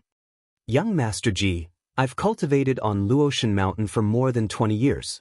I'm very familiar with every inch of the mountain. Now that young Master Ji has rushed over from Luotian Mountain, I feel very close to you. I haven't gone back for more than 10 years. Can young Master Ji tell me if there are any changes on Luotian Mountain? Divine Emissary Li and Divine Emissary Lu, how are their bodies now? Su Chen smiled. His tone and eyes were very sincere. It was obvious that he wanted to get closer to Ji Tianxing. That was why he took the initiative to talk. However, Ji Tianxing's reaction was a bit cold. He slowly put down the teacup and slowly turned to look at him. He asked expressionlessly, "Your father has already left. Do you still plan to stay here?" Su Chen's body froze and he felt a bit awkward. However, he immediately returned to normal and said with a smile, "Young Master Ji must be joking. You're a guest from afar. As the host, I naturally have to treat you well. Father is busy with government affairs and has no time to accompany you. Please forgive him." Su Chen's attitude was very humble. There wasn't any anger in his words. As the saying goes, one doesn't slap a smiling face. Ji Tianxing couldn't pursue the matter any further and could only drop it for now. Since that's the case, then I'll have to ask young Master Su to accompany me on a tour of Setting Sun City so that I can quickly familiarize myself with the situation. It would be my honor. Su Chen cupped his hands and happily agreed. Then, the two of them left Pine Courtyard together. They rode 2 snow-white Pegasi and strolled around Setting Sun City. As they strolled, Su Chen enthusiastically chatted with Ji Tianxing. He introduced him to the various streets, palaces, and buildings in the city. On the surface, the two of them really looked like they were on a scenic tour, enjoying the scenery. When the two of them finished strolling around the city, night had already fallen. Su Chen sent Ji Tianxing back to Pine Courtyard and stayed in the palace next door. Chapter 1825. Under the curtain of night, Sunset City was quiet and peaceful. Only the Changyun Palace was lit all night, with flickering figures going in and out. It was still busy. In the Pine Courtyard, Ji Tianxing sat upright in his room, meditating and adjusting his breath. In fact, he wasn't cultivating. He was secretly releasing his divine sense to quietly investigate the situation in the Changyun Palace. Although Su Chen had taken him around the palace during the day, he could only see some palace buildings on the surface. The real secret places were very hidden. He could only use his divine sense to investigate and distinguish, hoping to find some clues. In order not to be discovered, he didn't dare to release his divine sense at full strength. He could only explore the situation in the palace bit by bit and eavesdrop on the movements everywhere in the palace. Throughout the night, he eavesdropped on the conversations and exchanges of thousands of people. However, those thousands of people were all soldiers and guards. The content of their conversations was also insignificant. Even if Ji Tianxing filtered and analyzed it, it was difficult to summarize any useful clues and information. Not long after, the sky brightened. The next morning, Su Chen came to the Pine Courtyard to visit Ji Tianxing again. This time, he didn't take Ji Tianxing out to play. Instead, he brought 2 sets of top-grade spirit tea for Ji Tianxing to taste. The two sat under the 1,000-year-old pine in the courtyard, brewed the top-grade spirit tea, and set up a game of Go. They chatted while drinking tea. Ji Tianxing knew very well that Su Chen accompanying him was fake and monitoring him. On the surface, he was dealing with Su Chen, chatting casually and playing Go absent-mindedly. Secretly, he released his divine sense to investigate the movements in the Changyun Palace, paying special attention to the scouts and messengers. This method was indeed effective. In just 4 hours, he found a lot of useful information. Su Chen was very smart. He could see that Ji Tianxing was absent-minded and guessed that he was secretly investigating the situation. Therefore, as he placed a piece, he said with a smile, "When I was cultivating in Luotian Mountain, I was young and often couldn't cultivate in peace. Later, Divine Emissary Willow taught me how to play Go. Only by playing Go can one fully concentrate and have a clear mind. I'm ashamed to say this, but during the 20-plus years I've been cultivating in the Luotian Mountain, other than cultivating, I've spent all my time playing chess. So much so that no one in the entire Luotian Mountain is my match. Even Divine Envoy Willow, who taught me chess, no longer wants to play chess with me." Ji Tianxing said casually, Well, I can see that young Master Su's chess skills are exquisite. It is indeed difficult to find a match. Su Chen smiled and probed. When young Master Ji was cultivating in the Luotian mountain, didn't you play chess with the other god disciples? I don't have the time, and I'm not interested, Ji Tianxing said indifferently. Su Chen revealed a look of surprise and said, this shouldn't be. I see that young Master Ji has an extraordinary manner of speaking and has an elegant temperament. I presume that you come from a noble family and should have been able to play chess since you were young. Just now, the two of us played 6 rounds, and young Master Ji lost 6 rounds in a row. I'm afraid you didn't put in any effort, did you? Hearing this, Ji Tianxing slowly put down the chess piece in his hand and said in a low voice, are you trying to anger me and force me to focus on playing chess with you? I wouldn't dare. Su Chen hurriedly waved his hands. How could he dare to admit it? Ji Tianxing was not angry. He looked at him calmly and said, your father doesn't want me to interfere with the matter of the god's mine, so he asked you to keep an eye on me, right? No, young Master Ji misunderstood. Su Chen still shook his head without changing his expression and flatly denied it. Ji Tianxing continued, I'm going to the border now to check on the arrangement of the armies of the 2 countries. You definitely won't agree, right? Su Chen nodded and said, that's true. You can just stay here and play chess with me. Why do you have to take the risk of going to the border? Ji Tianxing's lips curled into a playful smile and asked, just now, you said that you've been playing chess in the Luotian mountain for more than 20 years and no one can defeat you. If that's the case, do you dare to make a bet with me? If you lose, you won't come to the pine courtyard to keep an eye on me. How about it? Su Chen refused without hesitation and said, young Master Ji is too kind. You're a guest, how could I dare to make a bet with you? Ji Tianxing chuckled and said, you don't dare or you don't care. My chess skills are so bad, what are you afraid of? How about this, if I still lose, I won't interfere with the god's mine anymore. I'll immediately bid farewell to Divine Emperor Changyun and return to the Luotian mountain. Hearing this, Su Chen's eyes flashed and a smile appeared on his resolute face. He stared at Ji Tianxing with sparkling eyes and asked in a serious tone, young Master Ji, is this true? Ji Tianxing looked straight at him and said firmly, I'm a man of my word. Good. Su Chen couldn't contain his excitement and agreed, since young Master Ji is in such a good mood, then I'll respectfully accept. While speaking, he waved his sleeve and swept the board clean. The game began anew. Ji Tianxing took the white pieces and Su Chen took the black pieces. Just like before, the two of them quickly laid down their pieces. Su Chen carefully laid out his pieces and thought to himself excitedly, Ji Tianxing is indeed smart. He saw through my father's thoughts and intentions and didn't want him to interfere with the god's mine.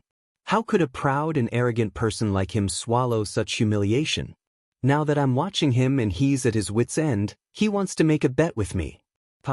My chess skills can be ranked in the top 10 in the entire Luotian kingdom. I'm qualified to play against the chess saint. He'll definitely lose today and have to fulfill his end of the bet.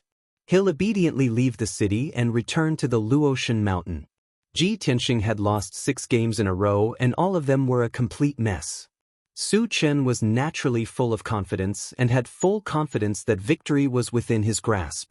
He could already see Ji Tianxing dejectedly admitting defeat and leaving the city with a gloomy expression. 15 minutes passed quickly. There were already hundreds of chess pieces on the chessboard. Black and white pieces crisscrossed each other. Ji Tianxing was still the same as before. His expression was indifferent, and his eyes were calm and deep. However, the confident Su Chen's face was pale and beads of sweat appeared on his forehead. He held a black piece in his hand and it hung stiffly in the air, unable to land. Most of the black pieces on the chessboard were dead and only had a sliver of life left. The white pieces were majestic and filled with murderous intent. They had already become the general trend. Su Chen stared at the chessboard, his eyes filled with shock and disbelief. How is this possible? Ji Tianxing isn't proficient in chess at all. How did he suddenly become so powerful? An inescapable net, killer moves everywhere. Only a sliver of life is left, but it's also a trap. This is the 9 dragons burning the heavens layout. This is the chess Saint Xia Wudao's ultimate skill. After a long silence, Su Chen raised his head with difficulty and looked at Ji Tianxing with a complicated expression. Young Master Ji, I admit defeat. Su Chen's voice was bitter. It was hoarse and trembling. After admitting defeat, he dejectedly put away the chess pieces and wiped the sweat off his forehead. Chapter 1826. Ji Tianxing had won against Su Chen, but his expression was as calm as still water. When he heard Su Chen's question, he raised his eyebrows and revealed a puzzled expression. What chess saint? Xia Wudao. That kid has become the chess saint? Who gave him that title? Ji Tianxing asked Su Chen without thinking, his face full of surprise. Su Chen was dumbfounded on the spot.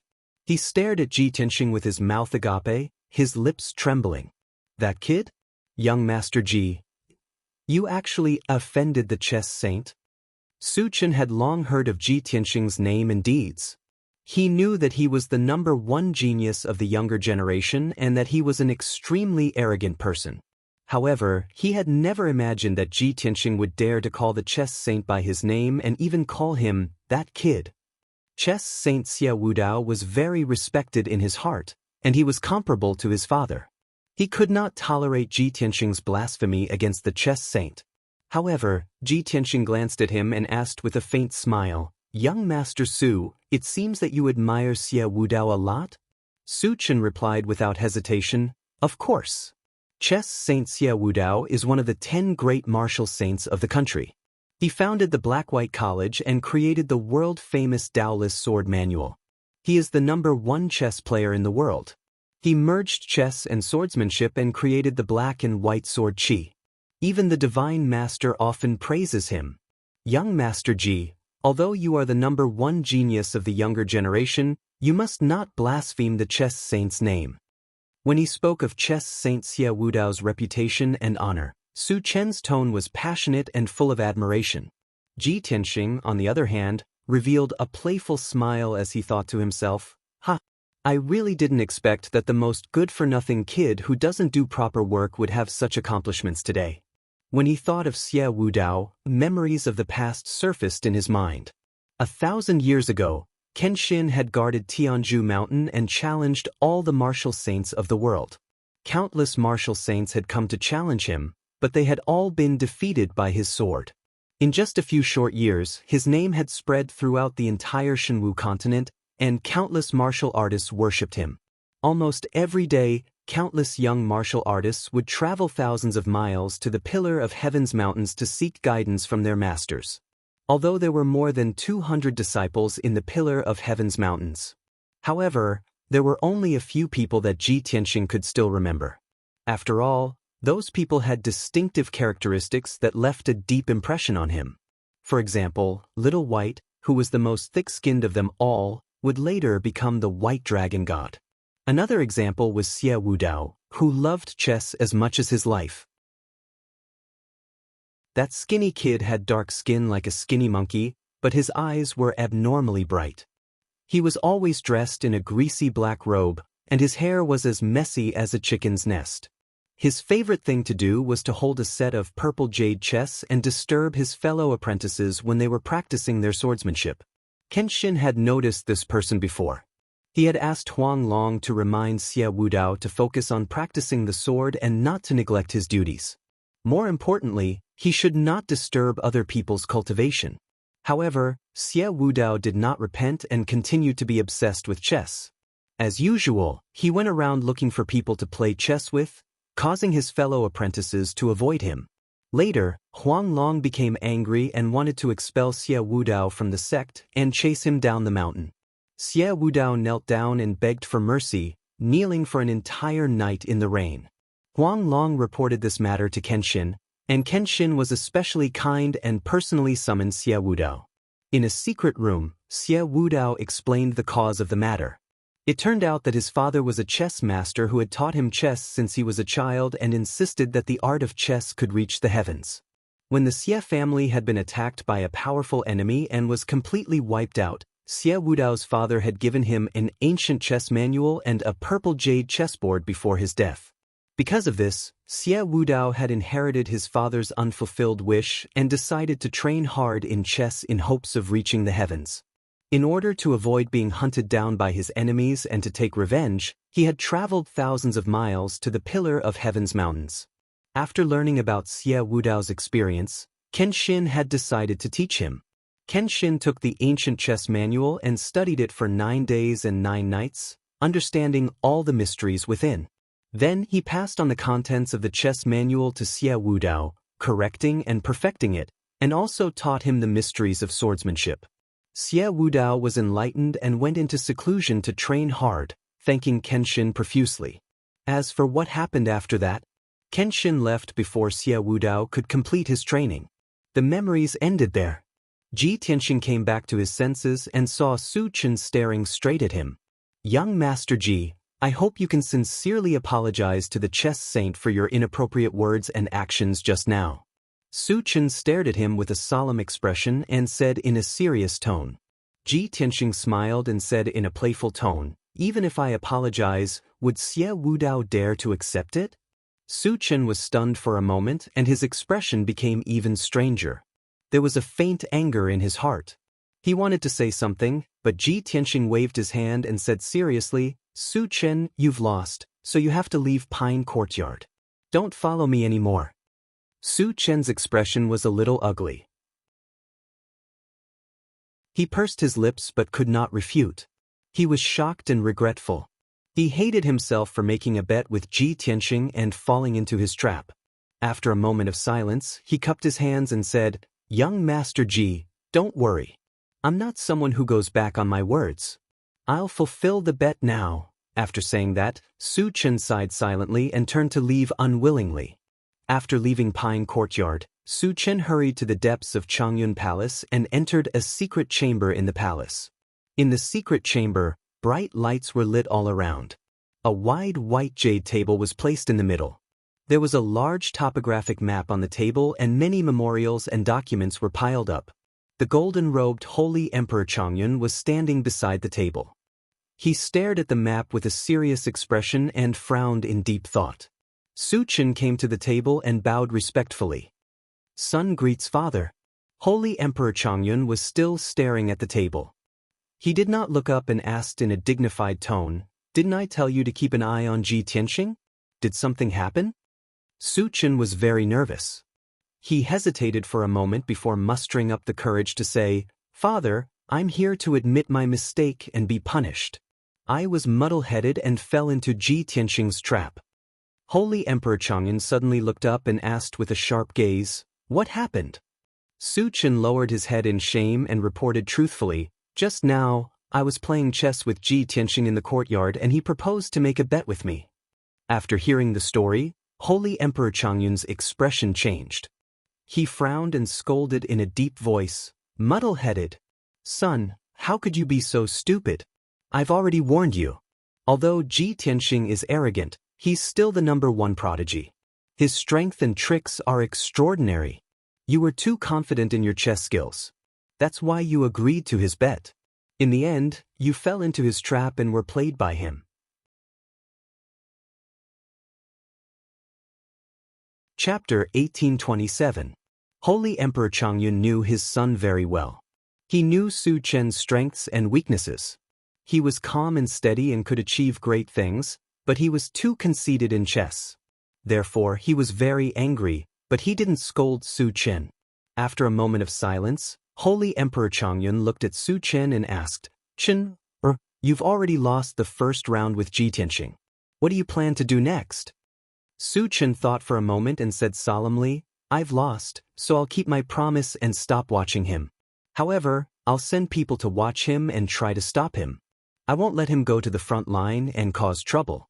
We're already short on manpower. If we send more people to protect him, I'm afraid more minds will be lost." Holy Emperor Changyun frowned and thought for a moment before saying, "Ji Tianxing isn't an ordinary person. We must be very careful. We can't clash with him, but we can't let anything happen to him either. I've just thought about it and I have a safer way." After that, Holy Emperor Chongyun leaned close to Su Chen's ear and warned him in a low voice. After hearing this, Su Chen's eyes flashed. He quickly nodded and said, "Father, I understand." Then he bowed to Holy Emperor Chongyun and left the secret room. Half an hour later, Su Chen stepped into Pine Courtyard with a smile and went to find Ji Tianxing. However, he didn't see Ji Tianxing after searching several rooms and secret rooms. He quickly found the guard captain and asked in a low voice, "Where's young Master Ji? Where did he go?"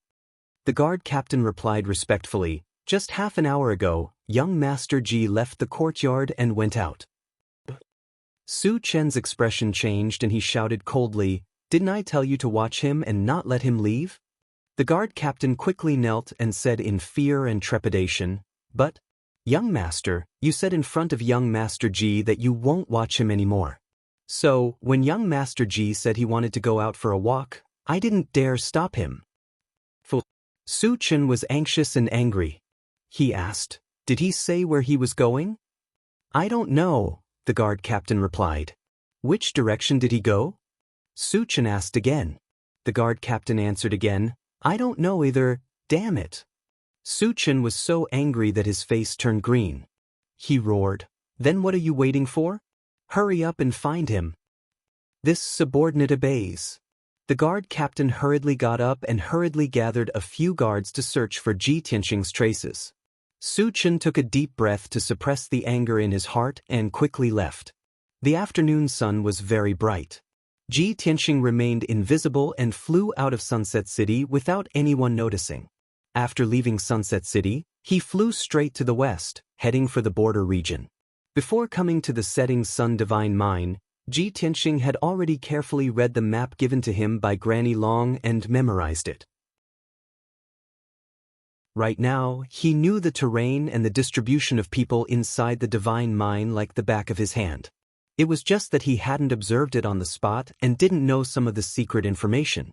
Sunset City was 200,000 miles away from the drifting cloud mountain at the border.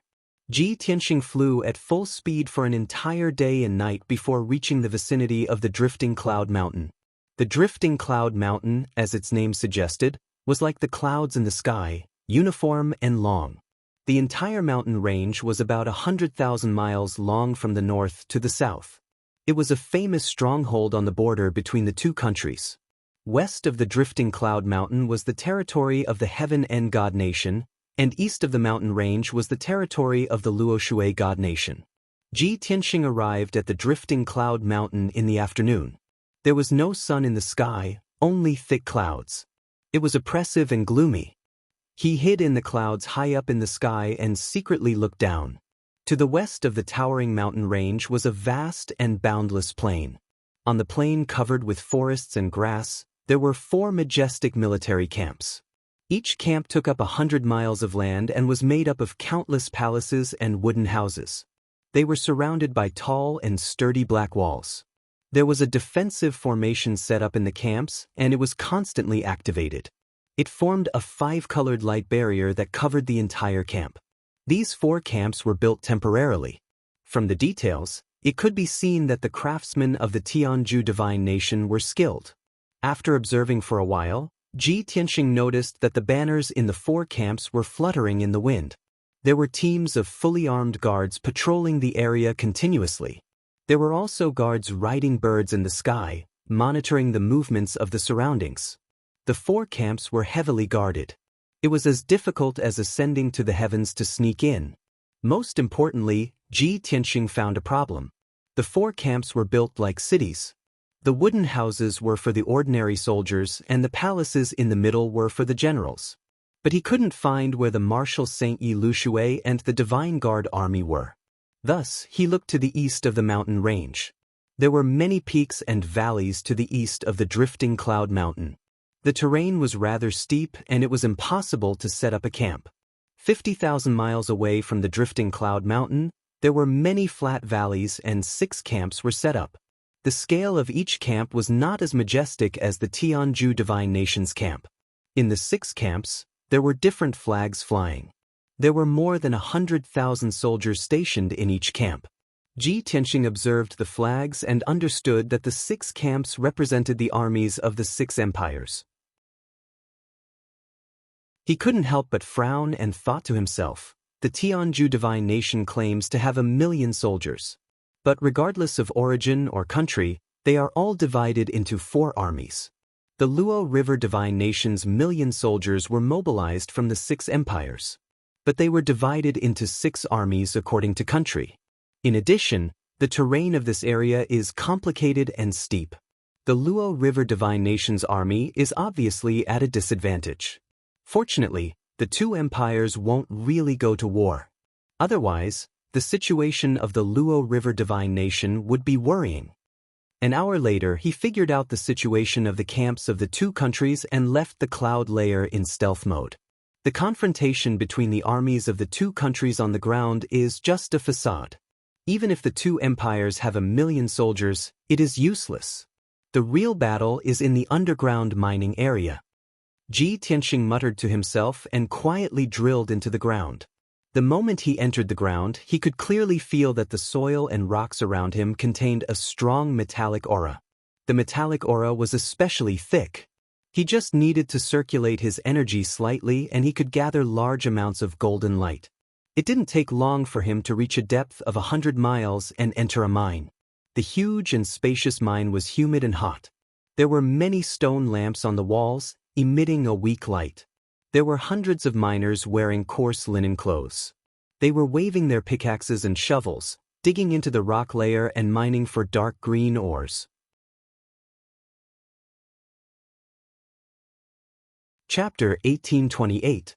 Ji Tianxing remained invisible and hid in a corner of the mine, observing silently. He quickly realized that the miners and supervisors were from the Heaven End God Nation. Obviously, this mining area had been occupied by the people of Heaven End Divine Nation, and they were frantically mining day and night. According to the markings on the map, this is mining area C64, about 8,000 miles in radius. The bandits of Heaven End Divine Nation have forcefully occupied this mining area, and they want to mine the ore veins as quickly as possible to snatch the resources. Otherwise, when things calm down in the future and Luoshui Divine Nation reclaims the lost land, Heaven End Divine Nation won't be able to obtain much benefits. Ji Tianxing knew the psychology of bandits like the back of his hand. He could see that the people of Heaven End Divine Nation were desperately mining the ore veins. Even if they destroyed the entire structure of the ore veins, they wanted to plunder as much resources as possible. The entire mining area has been occupied. There are at least tens of thousands of miners and thousands of supervisors, and there are also powerhouses overseeing it. I can't make a move now, otherwise, it will alarm a large number of powerhouses to encircle and annihilate. Although Ji Tianxing was angry and full of killing intent, he calmed down and calmed down. However, he calmly thought about it and decided to bide his time and continue to observe. Maintaining his stealth state, he used the earth-burrowing secret technique to silently travel through the ground. In just an hour, he had scouted the entire mining area. The situation was as he expected. In more than 50 mines, there were tens of thousands of miners desperately mining. There were thousands of Essence Soul Realm supervisors and a few Tribulation Realm powerhouses overseeing it. Once they started fighting, it would definitely be earth-shattering. Ji Tianxing had to leave the mining area and continue to shuttle east. Next, he explored more than 20 mining areas in a row for the whole day. These mining areas were all occupied by Heaven End Divine Nation, and the situation was more or less the same. A large number of miners were frantically mining. All kinds of spirit stones, metal ores, and rare gems were mined by the miners and handed over to the supervisors. The supervisors then handed over the ore resources to the commander guarding the mining area. The commander of each mining area was a Tribulation Realm powerhouse, and there were 3 to 5 Tribulation Realm powerhouses under his command.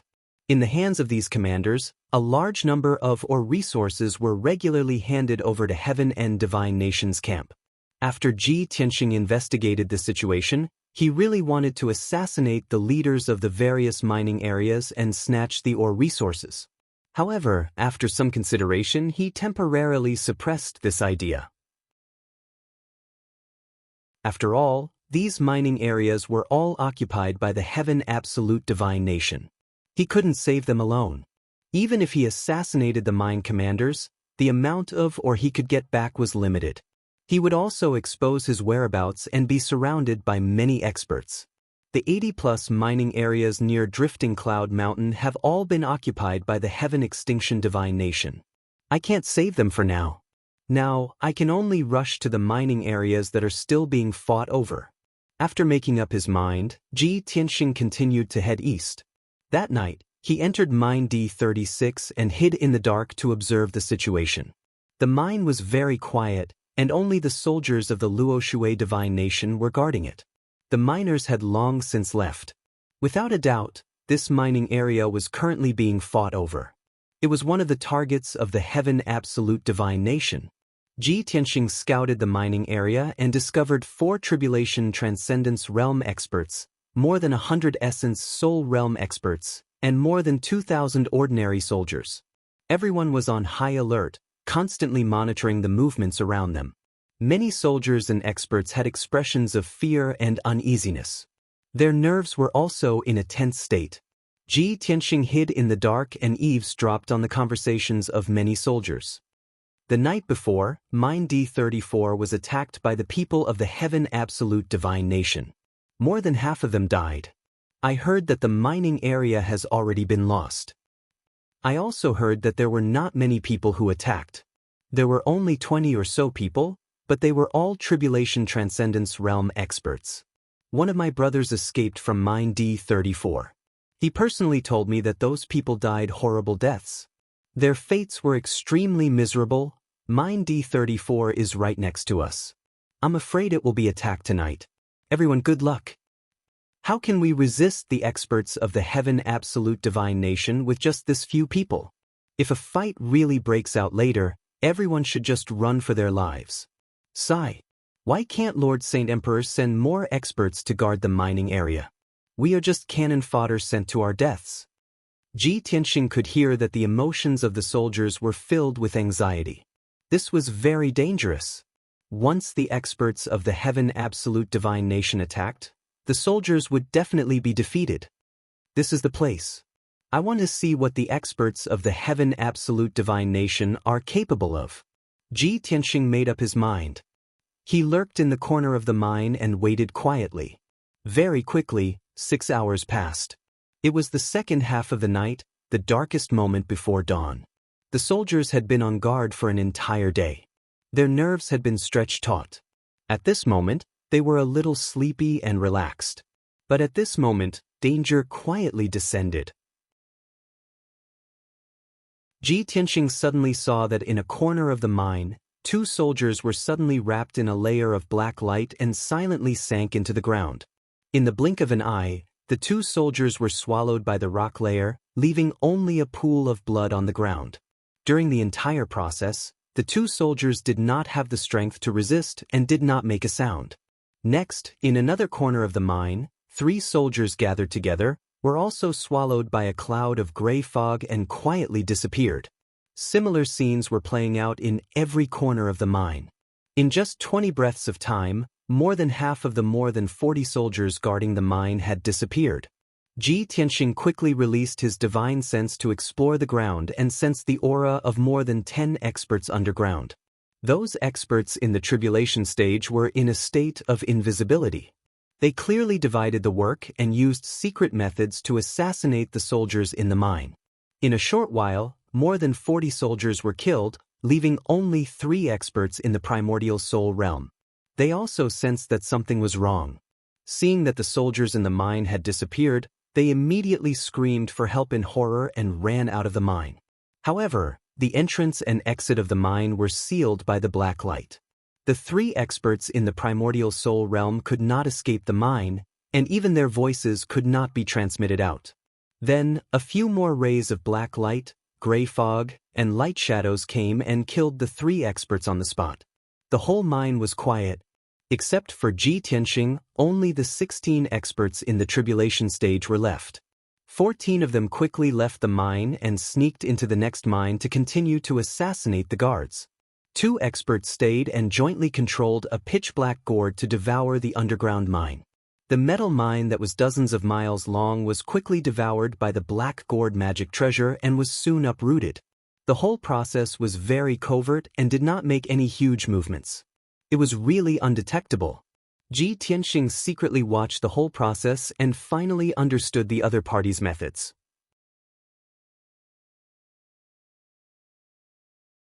Chapter 1829. Whoosh! The invisible Ji Tianxing silently passed through the underground and arrived behind the two Tribulation Transcendence experts. Both of them were in the third level of the Tribulation Transcendence realm. They were both wearing black robes and masks. They cooperated very well. The two of them were channeling and controlling the black gourd to devour the second spirit stone vein. They did not notice anything strange. Ji Tianxing attacked with lightning speed. He formed a sword with his hands and stabbed at the back of the two experts' heads. Whoosh whoosh! Two extremely sharp golden sword lights instantly pierced through the back of the two experts' heads, piercing their minds and souls.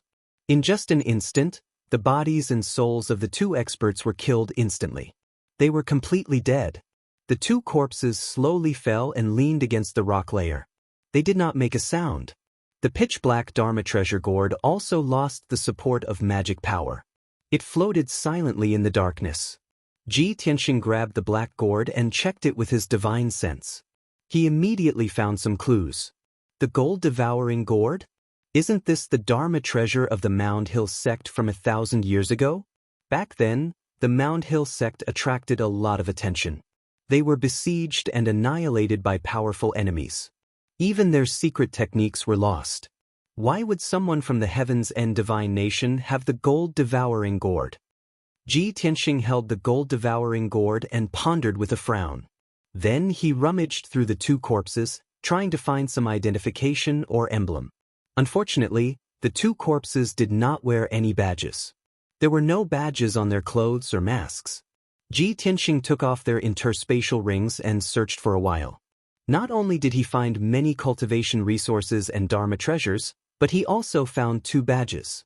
The two badges were shaped like swords. They were completely golden. Mysterious patterns were carved on the front and the words, Heaven-breaking, were carved on the back. They really are from the Heaven-breaking Alliance.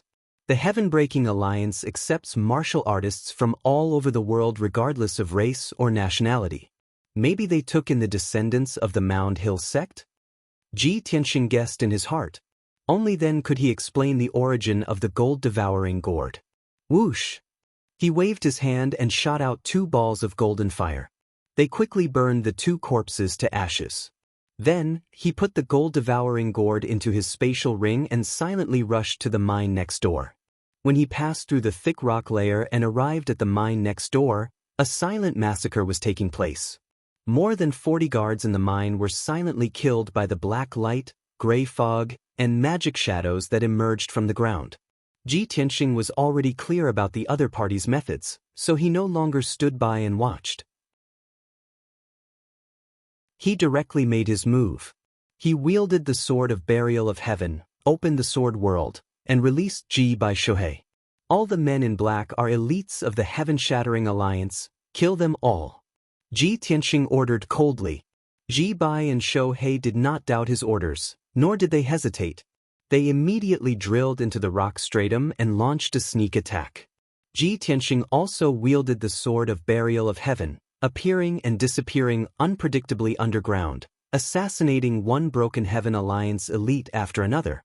Swish, swish, swish. His figure constantly flickered. Every time the Sword of Burial of Heaven stabbed out, it would take the life of a Broken Heaven Alliance elite. In just 10 breaths, Ji Tianxing had consecutively assassinated 4 elite experts. They were all killed with a single strike. Even their bodies and souls were instantly pierced through by the Sword of Burial of Heaven. Ji Bai and Shohei were also natural assassins. They were best at concealment and assassination. Their saber and sword techniques were unparalleled. The two of them cooperated well. They had never failed to assassinate Broken Heaven Alliance elites. In just 20 breaths, 13 of the 14 elite experts in the mine had been assassinated. Among them, Ji Tianxing killed 7. Ji Bai and Shou He killed 5. The last remaining elite expert was scared out of his wits when he realized that all his companions had been killed. He desperately ran back. However, no matter how fast he ran, he was not faster than the Sword of Burial of Heaven. Swish! A cold light flashed. The Sword of Burial of Heaven pierced through layers of rocks and/or veins, accurately stabbing into the back of his head. Blood splattered.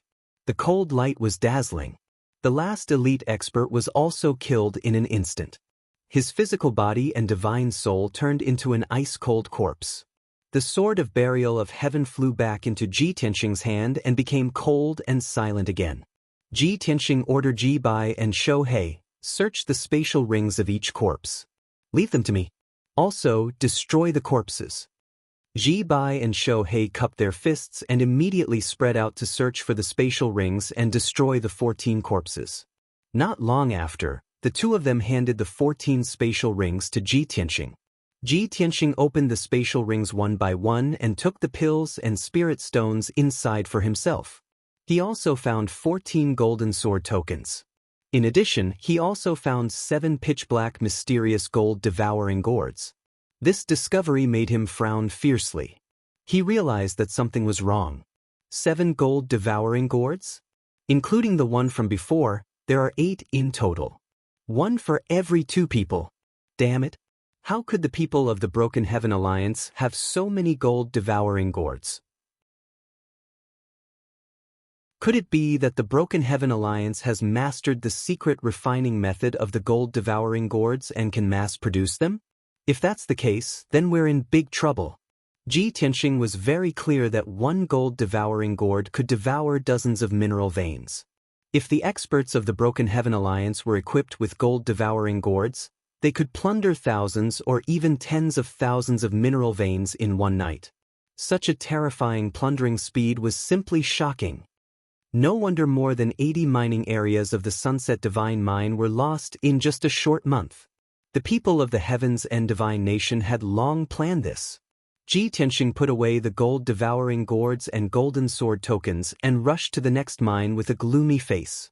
At the same time, the dozen or so guards who were lucky enough to survive in this mine all ran out of the mine in panic. Everyone screamed for help. Some people even sent out signal arrows and communication jade slips. The news quickly spread to the surrounding mines. But no one responded to these survivors, and no experts came to rescue them. It was because the various mines in this mining area were attacked by black-clothed experts, and thousands of people had already died. The various mines fell into chaos. The guards and Essence Soul experts were trying their best to encircle those black-clothed experts. Unfortunately, the difference in strength between the two sides was too great. The black-clothed experts were all elites of the Broken Heaven Alliance. Not only did they come prepared, they also had a large number of secret techniques and treasures. It was very difficult for ordinary guards and Essence Soul experts to injure those experts. Instead, they were quickly slaughtered, and the number of people decreased sharply. The few Tribulation Transcendence experts guarding the mining area were also besieged by many black-clothed experts. They were either killed on the spot or escaped with serious injuries.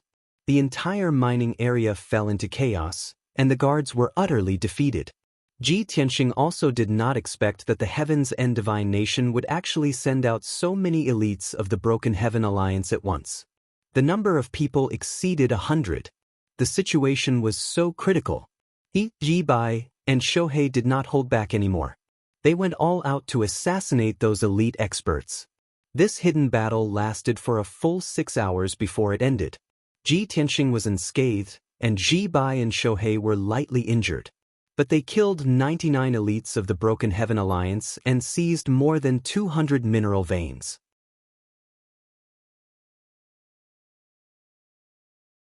Chapter 1830. At dawn. To the east of the drifting cloud mountain, the 4 camps of the Tianju God Nation were all lit up. In the 3rd camp, a meeting was being held in a majestic palace. In the vast and majestic meeting hall, there were more than 20 generals in golden armor standing in an orderly manner. The generals waited patiently. Occasionally, There would be people secretly communicating, but they would all lower their voices and keep quiet. In the north of the hall, there was a high platform made of white jade. On the high platform, there was a magnificent throne. On it sat a middle-aged man in a purple robe with white hair and beard. This man was thin and tall. His face was sickly white, but he was exceptionally handsome. Although his hair, beard, and eyebrows were all white, his face did not look old. He was like a handsome man in his 40s. The most obvious feature was the purple mark on his forehead. It was a lifelike small sword, flickering with a faint purple light. Occasionally, there would be flashes of lightning. This man was the commander of the million-strong army, the commander of the Tianju God Nation's Immortal Guards, and Martial God Tianju's most trusted general, Marshal Saint Yi Lushui. He was leaning on the wide throne with his eyes closed. He did not move at all, nor did he breathe. He was like a stone statue. Suddenly, footsteps came from outside the hall. A black-armored lieutenant rushed into the hall in a hurry. He knelt on the ground and reporting to the Saint Emperor, "There's news from District D." The hall instantly quieted down. Over 20 golden-armored generals turned to look at the commanding officer in unison. Marshal Saint Yi Lushui also slowly opened his eyes. In his deep black eyes, there was a flash of purple lightning. "Speak." He opened his thin lips slightly and uttered a low and cold word. The messenger officer hurriedly reporting to the Holy Emperor, "There are sounds of fighting coming from the 36th district. The Black Spirit Guards have already made their move and exposed their whereabouts. They are fighting with the guards." Yi Lushui nodded slightly and said indifferently, "Leave." The messenger captain bowed respectfully and left the conference hall. The 20 or so golden-armored generals all looked excited and expectant. They were all rubbing their fists and palms together. "That's great. With the efficiency of the Black Spirit Guards, they can kill all the guards within the time it takes for an incense stick to burn. Based on my estimations, the battle should have ended by now. All the trash from the Luoshui Divine Nation should have been killed, right? Lord Saint Emperor's plan is truly ingenious, toying with the people of the Luo River Divine Nation in the palm of his hand. The idiots of the Luo River God Nation scattered their forces, wanting to defend more than 30 mining areas at the same time. However, Lord Saint Emperor has sent out over 100 Black Spirit Guards to attack District D. They can take it down in the blink of an eye. The Black Spirit Guards' mission has been completed. Next, it's time for us to take over the mining area. All the benefits have been taken by you guys. Now, it should be my turn, right? Lord Saint Emperor, please send this general to District D to clean up the mess and occupy the mining area." Lord Saint Emperor, this general is also willing to go. All the generals were discussing among themselves. A few of them volunteered themselves and couldn't wait to occupy the mining area. Yi Liushui's eyes swept across the hall. Wherever he looked, no one dared to look him in the eyes. They all lowered their heads respectfully. In the blink of an eye, all the generals shut their mouths and the hall quieted down. Yi Lushui then said expressionlessly, "We have already crossed the drifting cloud mountain and are 100,000 miles into the Luoshui Divine Nation. The deeper we go into the Sunset Divine Mine and the more mining areas we occupy, the more dangerous our situation will be. At this juncture, we can't let our guard down. We continue to wait for news." His deep and cold voice contained a soul-stirring power. It was as if a mountain was pressing down on them. All the generals lowered their heads and didn't even dare to breathe loudly. Yi Lushui closed his eyes again and didn't speak. Time passed silently. Everyone stood in place and waited patiently. After about half an hour, footsteps sounded outside the hall again. It was the same messenger officer. He rushed into the hall like a gust of wind and knelt on the ground with a pale face. He anxiously reported, "Lord Saint Emperor, something bad has happened." All the generals were in an uproar. They were all stunned and confused as they stared at the messenger officer. Yi Lushui also opened his eyes and frowned. He asked in a deep voice, "What's the matter?" The messenger officer said anxiously, "Lord Saint Emperor, the Black Spirit Guards have received news that they were assassinated by a mysterious expert and suffered heavy casualties." "What? Yi Liushui's face immediately changed. His eyes were filled with a cold light. The faces of all the generals turned pale with fright, and they began to clamor on the spot. The Black Spirit Guards were attacked by an expert and suffered heavy casualties? There are more than 110 Black Spirit Guards and they are all experts in the tribulation stage. How could they suffer heavy casualties? Didn't the people of the Luoshui divine nation scatter their forces to protect the mining areas? How did they know that the Black Spirit Guards were going to attack District D? This is impossible. There must be a problem with the news. No one believed this news and couldn't accept this result. Yi Liushui's face was as cold as ice and his eyes were as sharp as knives. He ordered in a deep voice, "Leave and confirm the news." The messenger officer bowed and was about to leave the hall. At this moment, another black figure rushed into the hall and knelt on the ground in panic. He shouted hoarsely, "Lord Saint Emperor!" The Black Spirit Guards suffered heavy casualties and only 13 of them managed to escape. This black figure was also a messenger officer. The terrified and panicked voice was like a thunderclap exploding in the main hall, shocking everyone on the spot. All the generals were petrified. They were all dumbfounded and their faces were filled with horror. Even Yi Liushui stood up with a swish sound. His eyes were wide open and his face was dark as he stared at the commanding officer. "You, say it again." The messenger officer who knelt on the ground was sweating profusely under Yi Liushui's invisible pressure. He was terrified. He was almost crawling on the ground. He opened his mouth with great difficulty and said word by word, "The Black Spirit Guards were almost completely annihilated. Only 13 of them managed to escape and they were all seriously injured." When he finished speaking, Yi Liushui slowly closed his eyes and raised his head. His body also trembled slightly. Crack! The purple sword mark on his forehead shot out a bolt of purple lightning and struck the messenger lieutenant, turning him into a pile of black ash on the spot. A violent killing intent that could destroy the world burst out from Yi Liushui's body and rushed into the sky. Everyone in the main hall was so scared that they were trembling, and they all knelt down on the ground. No one dared to make a sound. Even if their clothes were soaked in cold sweat, they didn't dare to wipe it off. After a long time, Yi Liushui suppressed his anger and withdrew his killing intent. He opened his eyes again and looked indifferently to the east. It was as if he had seen the sunset city through the drifting cloud mountain. "Su Changyun, you were forced into a dead end and had no other choice. You ignored the agreement between the two countries and personally killed my Black Spirit Guards."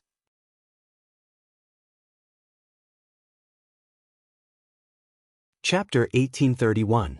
Yi Liushui's roar reverberated through the hall, causing everyone's hearts to tremble. Without a doubt, he placed this debt on Holy Emperor Long Luck. In his opinion, only Sage Emperor Changyun could kill over 100 crossing Calamity Realm martial artists in such a short period of time. Others did not know the true identity of the Black Spiritual Guards, but he was well aware of it. They were the elite martial artists of the Broken Sky Alliance. Many of the generals in the hall had the same thoughts as Yi Liushui. Everyone agreed that it was most likely Sage Emperor Changyun who had taken action to destroy the Black Spiritual Guards. Thus, the generals were filled with righteous indignation as they cursed out emotionally. Have the trash of the Luoshui Holy Kingdom finally been forced into a corner? Damn Su Changyun, he actually took action personally. The two countries have long agreed that martial artists above the martial sage realm are not allowed to participate in the war. This has been an unchanging rule for thousands of years. Now, the Luoshui Holy Kingdom has broken the rule. Sage Emperor, our country's army is going to march east and kill them all. We must make them pay with their blood. Su Changyun has taken action personally and killed over 100 Black Spiritual Guards. Although this loss is painful, it has also given us an excellent excuse to go to war. Ha! Su Changyun must have been forced into a corner. Has he become muddle-headed? The generals shouted out emotionally. They only wanted to cross the drifting cloud mountain and rush into the Luoshui Holy Kingdom's territory to start a massacre. Yi Liushui was still calm and would not act rashly. He waved his hand and calmed everyone down. He said in a low voice, I am only speculating and do not have any conclusive evidence.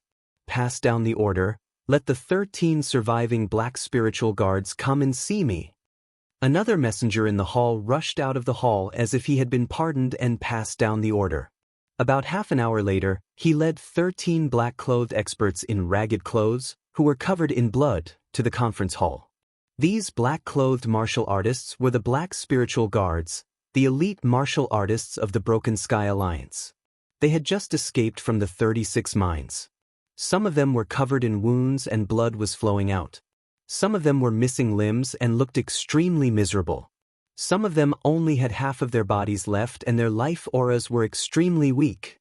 With such miserable injuries, all the generals could guess how intense the battle had been.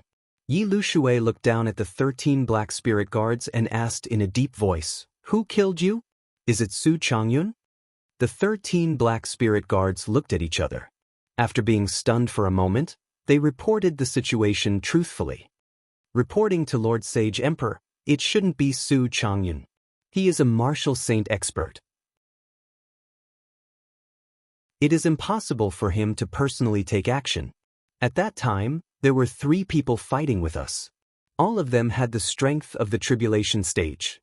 The leader was a white-robed young man. That white-robed youth uses a mysterious black sword and has mastered an extraordinary sword art. At that time, the mining area was in chaos. The defenders fought with us, but the ones who dealt the most damage were those 3. Hearing this, Yi Lushui frowned. What? Su Changyun didn't make a move? 3 people can kill over 100 black spirit guards? The expressions of the generals changed as well. They were all confused and shocked, unable to believe this fact.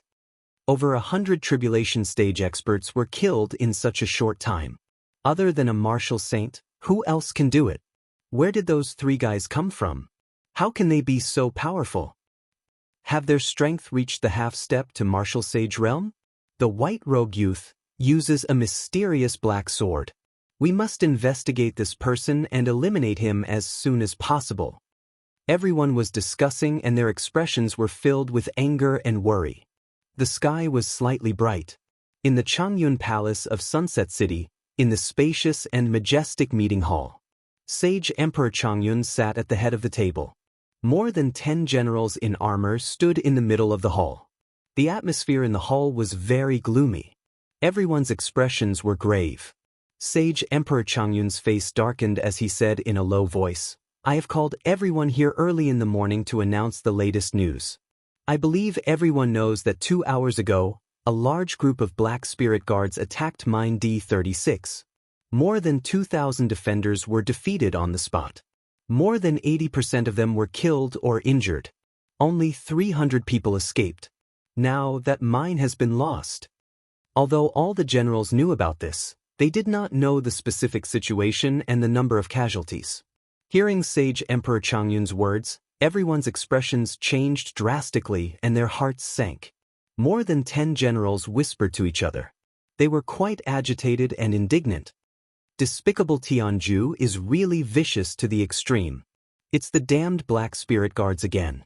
They're simply unscrupulous executioners. In just 3 months, 88 mining areas have been lost. Tianju's people have already invaded our territory. Sage Emperor, are we still going to bide our time? How can we endure such humiliation? Please give the order, Sage Emperor, to send the army to the west and attack Tianju's camp. We must teach Tianju a painful lesson to wash away the humiliation and hatred. The crowd was agitated and the generals were filled with righteous indignation. They all urged Sage Emperor Changyun to give the order to attack. Sage Emperor Changyun's face became colder and colder. He said in a low and dignified voice, "This Sage Emperor understands your feelings. How can we not want to kill our way into Tianju's camp and kill them all? But our country is in a critical situation now. How can we fight with Tianju's god nation head-on? What's more, this is Tianju's scheme. If we take the lead, won't we fall into their trap?" Hearing this, all the generals fell silent. They could only suppress their anger and killing intent. Being suppressed by Tianju's god nation and losing a mine every day, They could only swallow their anger and not fight head-on. This was the most sullen and humiliating thing. But for the overall situation of Luo River God Nation, they could only endure it. Every time they thought of this, all the generals gnashed their teeth in hatred. Right at this moment, a messenger commandant rushed into the main hall like a gust of wind. With a face full of joy, he shouted, "Good news! Good news!" Holy Emperor Chongyun and the other generals were all stunned. They all turned to look at the commanding officer. The messenger officer ran to the center of the hall and knelt on one knee. He cupped his hands and reported, "Sage Emperor, good news came from mine D36. After the defense of the mine was defeated, there was no Tianju's army to occupy it. More than 100 black spirit guards who attacked the mine were killed by a mysterious expert. Only a dozen escaped." The messenger officer's tone was very excited, and his face was also full of excitement. Sage Emperor Chongyun and all the generals were stunned on the spot. They all widened their eyes in disbelief. The hall was silent for a few breaths, and then there was an uproar. What? The mine was not lost? More than 100 black spirit guards of Tianju's God Nation were killed.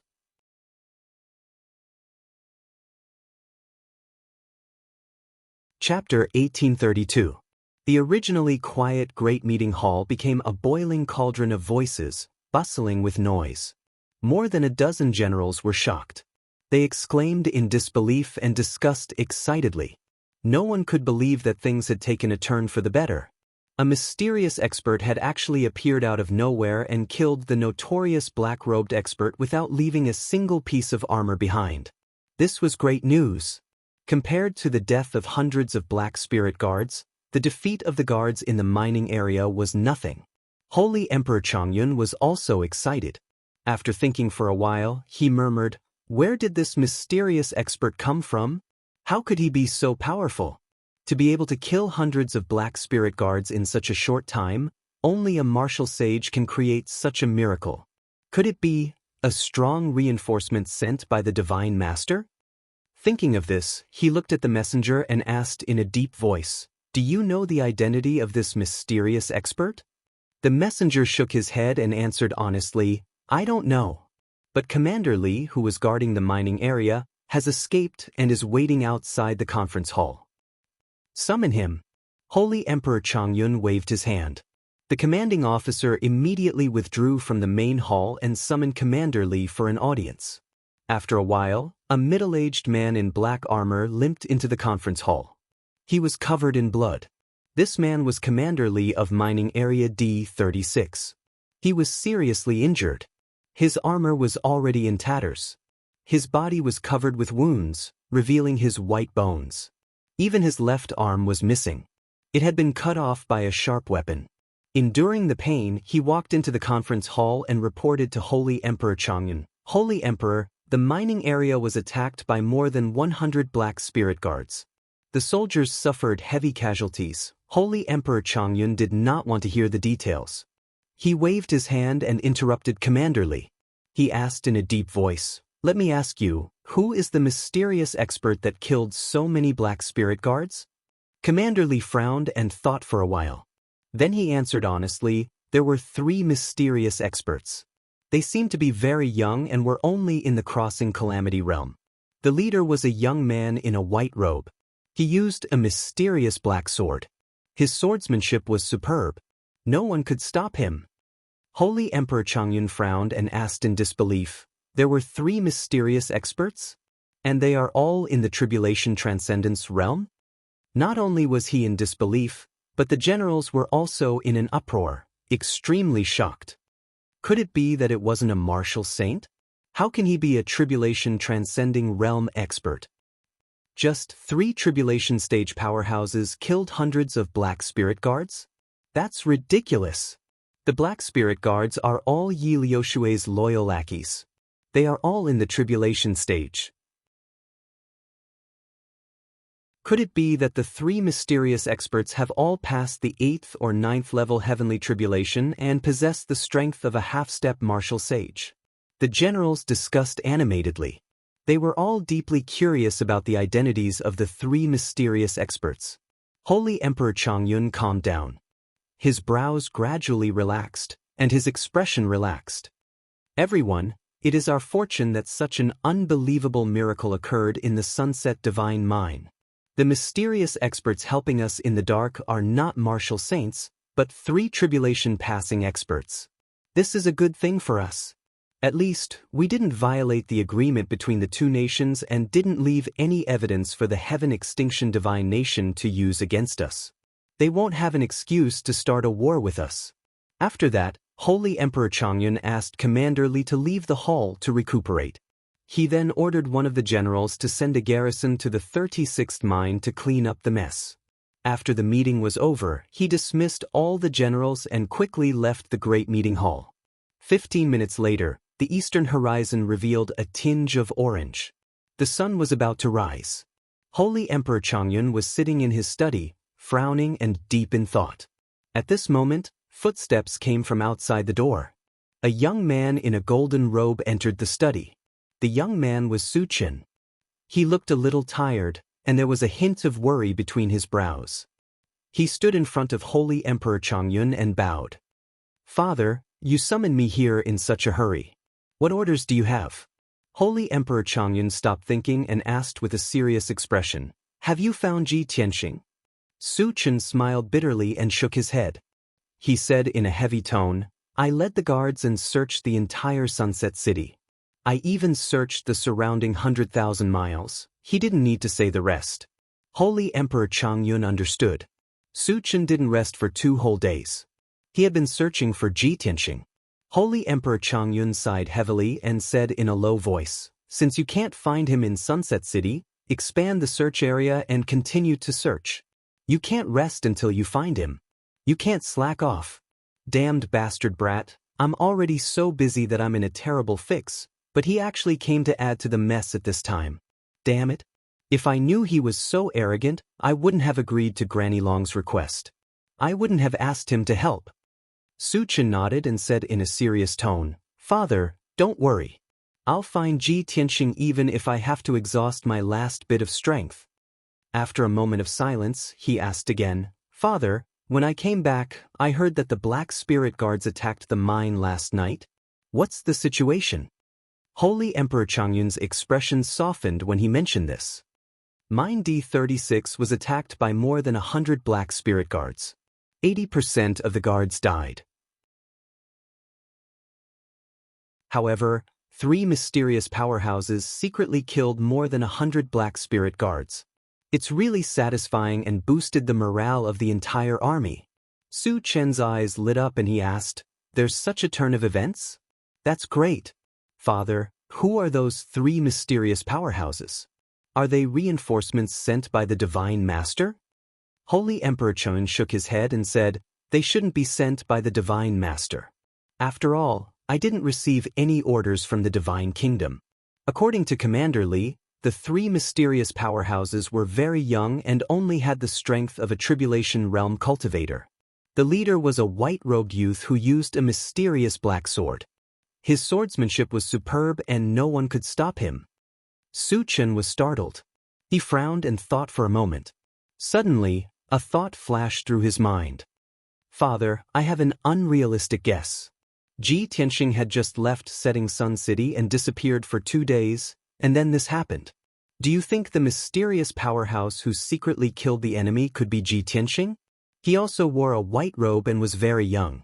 He had the strength of a Tribulation Realm cultivator." Divine Emperor Chongyun revealed an indecipherable smile and shook his head gently. This emperor also thought of this possibility and was just thinking about it. "However, I don't think it's him. After all, he came alone and didn't bring any helpers. There were 3 mysterious powerhouses. Moreover, he only has the strength of a Tribulation Realm cultivator.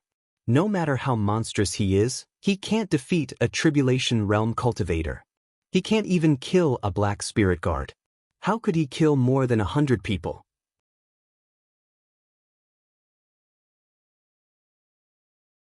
Chapter 1833. After over 100 Black Spirit Guards were killed, the Sunset Mine was peaceful for 2 days. Yi Lushui had indeed recruited a large number of elites from the Broken Sky Alliance and called them the Black Spirit Guards. However, There were only over 300 black spirit guards.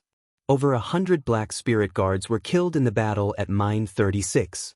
Yi Lushui could not bear such a heavy loss and had to put many of his plans on hold. However, after 2 days, Yi Lushui had a new plan. That night, the black spirit guards started to move again. The plan was the same as before. The main theme was to kill and invade. Over 60 black spirit guards would attack Mine B47 together and kill the guards in the mine quickly and use the gold-devouring gourd to plunder a large number of mines.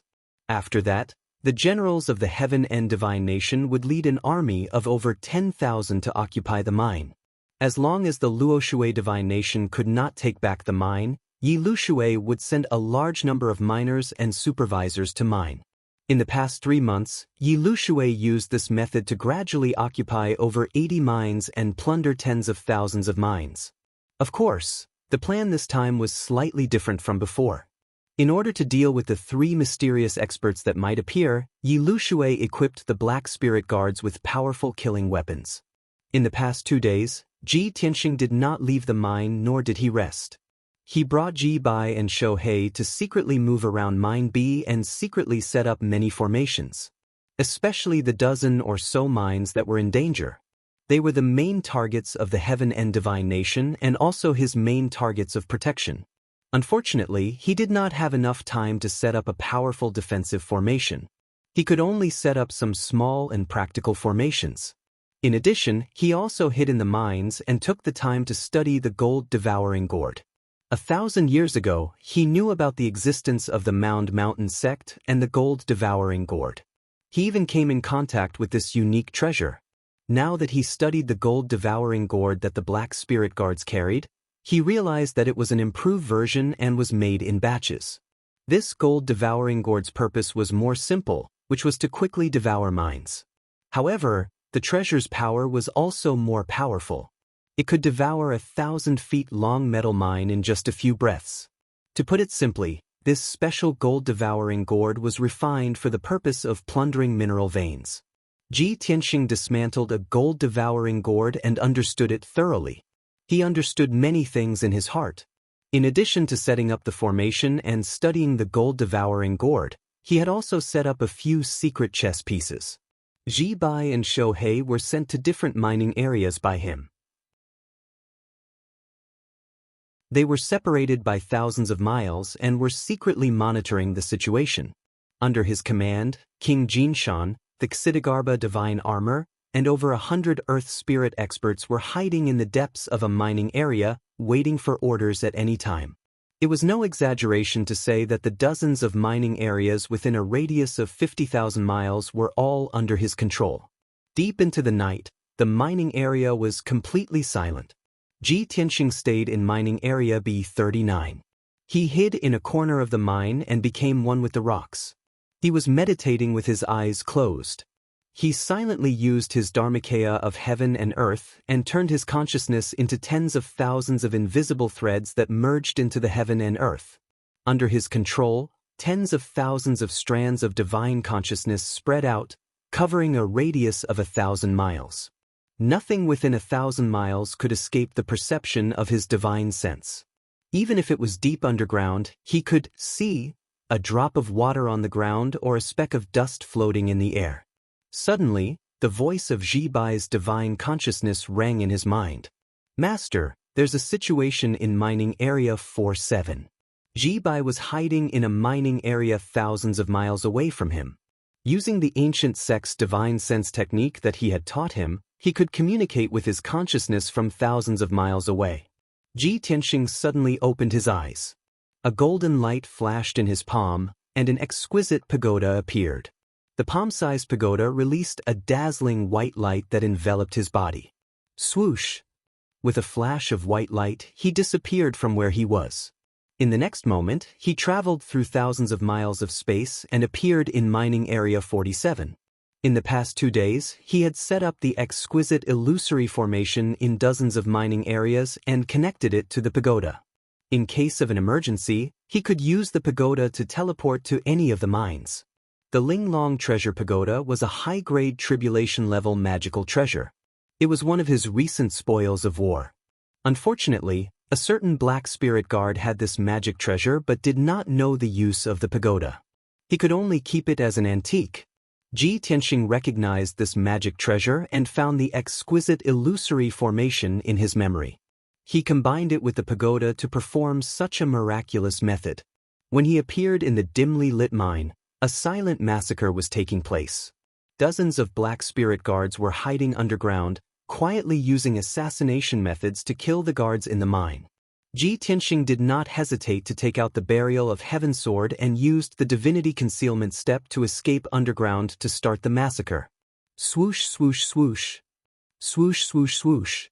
He didn't use a powerful sword technique to avoid causing the heavens to collapse and the earth to shatter, destroying the entire mine.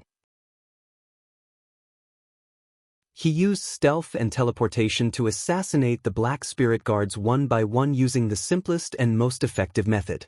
In just a short period of time, dozens of black spirit guards had died under his sword. There was only one black spirit guard left. He was an expert in the 7th stage of the tribulation level and was very powerful. Moreover, this person had a deadly weapon, the god-killing and soul-seizing needle. It was a high-grade tribulation-level magic treasure that was very insidious and could only be used once. Once the soul-seizing needle was used, it could lock onto the opponent's divine soul and pierce into it before detonating. Even a martial arts saint would be in danger if he was careless and was pierced by the needle.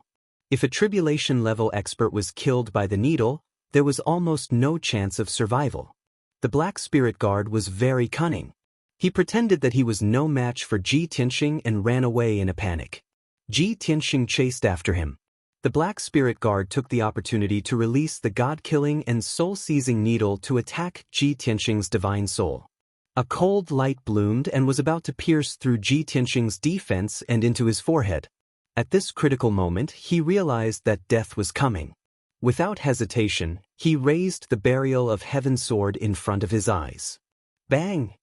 The god-killing and soul-seizing needle pierced the Burial of Heaven sword and detonated on the spot, releasing a destructive light that could destroy the world. The holy sword trembled and flashed black light.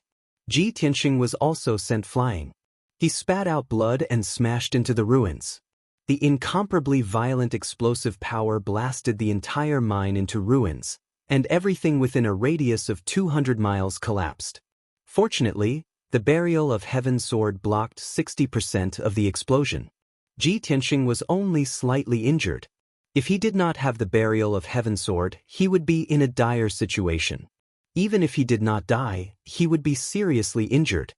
He wiped the blood from the corner of his mouth and rushed out of the ruins with a cold face. He chased after the Black Spirit Guard with all his strength.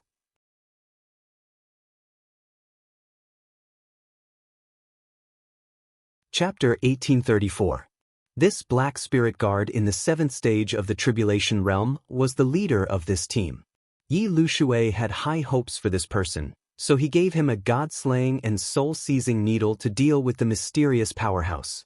Unfortunately, this person had used the god-slaying and soul-seizing needle, but he was unable to kill Ji Tianxing.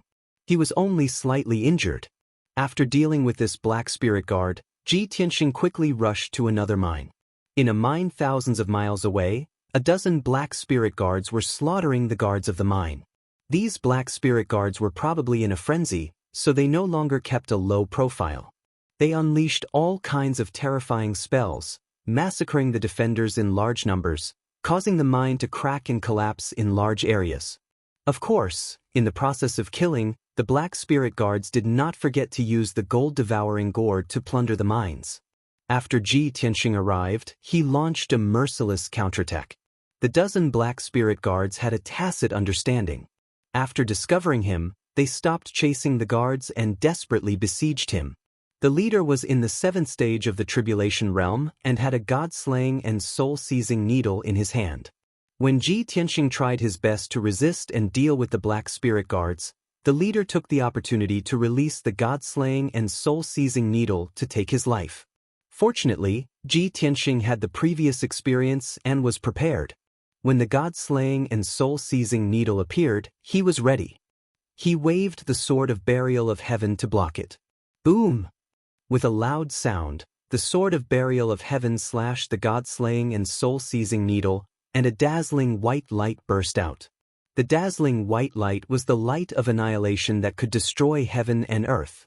It instantly spread out and covered a radius of 200 miles. Within this area, all the rocks, earth, and mines were destroyed by the light of annihilation. When the white light dissipated, this area had become a blank area. Over 1,000 defenders were killed, turned into dust, and disappeared. Among the dozen black spirit guards, 3 were killed on the spot and turned into a pile of black ashes. The rest of the people were seriously injured, and only the leader was lightly injured. Ji Tianxing, on the other hand, was safe and sound. It was just that his divine soul was shaken and he was a little dizzy, but he recovered very quickly. Seeing this, the black spirit guards were shocked and could not believe their eyes. Ji Tianxing was thoroughly enraged. Like a berserk god of death, he held the sword of burial of heaven and began a massacre. How could those heavily injured black spirit guards stop him? In the short span of 100 breaths, more than 10 black spirit guards were killed.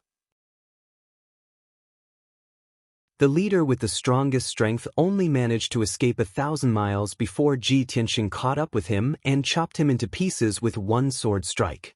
After killing this group of black spirit guards, Ji Tianxing rushed to another mine without stopping. In the next hour, the entire 47th mining area was plunged into chaos. The fighting was so intense that the sky darkened. In the end, 70% of the mine's defenders were killed, and only 100 or so managed to escape. The leader of the mining area and the 2 powerhouses were lucky enough to survive.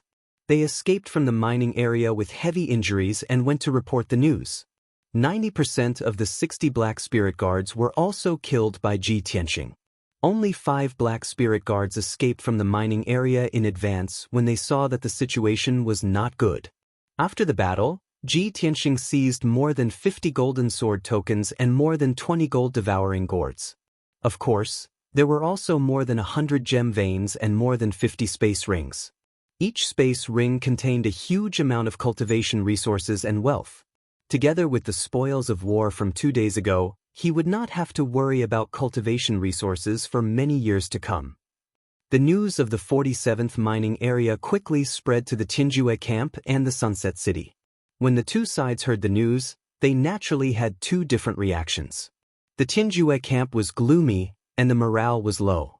Yi Liushui's face was twisted with anger, and he roared with murderous intent. He had adjusted the action plan and used several god-killing and soul-seizing needles, but the plan still failed. Another 60 black spirit guards were killed. Such a heavy loss made his heart bleed. The generals were also incomparably sad and indignant.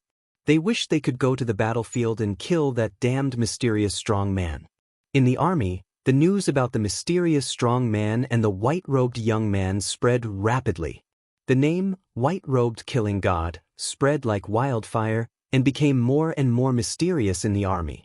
On the other hand, in the Sunset City, Holy Emperor Chongyun and the generals were in high spirits. In their hearts, the death of more than 2,000 guards was not a big deal. The death of more than 60 black spirit guards was the greatest victory and gain. Holy Emperor Chongyun and the generals were full of gratitude and curiosity toward the mysterious strong man. Everyone was talking about it, and they wished they could go to the mining area and see who the 3 mysterious strong men were. The leader of the mining area was smart enough to take the time to observe the mysterious strong man in the white robe during the battle. In the meeting hall, in front of Saint Emperor Chongyun and all the generals, he described the white-robed expert's brilliance vividly. It was very vivid. The process from his mouth was very thrilling, and it made everyone even more curious about the strong man in the white robe. Thus, Holy Emperor Chongyun decided to send reinforcements to strengthen the defense of the mining area. At the same time, he ordered the leaders and generals of the mining area to investigate the identities of the 3 mysterious strong men. Especially the strong man in the white robe, he was an important person to investigate. Of course, after the meeting, he summoned Su Chen to ask about Ji Tianxing. Su Chen still did not rest. He led the guards and searched everywhere for Ji Tianxing. He was dizzy from the search. After a few days of fruitless searching, Su Chen was already mentally and physically exhausted. He was very angry with Ji Tianxing and scolded him behind his back. If not for Ji Tianxing's special identity, he would not care about Ji Tianxing's life or death. A few days later, news about the Black Spirit Guards and the strong man in the white robe spread in the Sunset City. All the generals held the white-robed expert in high esteem. Countless soldiers also respected and worshipped him. Some people called him the white-robed killing god and prayed that he could kill all the Black Spirit Guards and resolve the crisis of the Sunset Mine. Soon, another 3 days passed. After 2 failures, Yi Lushui decided to temporarily stabilize the situation and not expand or invade. He sent out dozens of Black Spirit Guards in teams of 3 to guard the mines that he had already conquered. For now, he did not hope to conquer more mines. He only hoped to defend the mines that he already had. Especially the 20 mines that he had conquered in the past month. The mines that were close to the Luo Shui God Kingdom were the most dangerous areas. As long as he could defend these mines and stall for time, the Heaven's End God Kingdom would be able to plunder more ores. However, something happened that made Yi Lushui so angry that he vomited blood. He did not send the Black Spirit Guards to invade the mines, but the white-robed killing god took the initiative to attack. In 3 days, many mines were attacked. Thousands of miners and guards were mercilessly slaughtered by the white-robed killing god.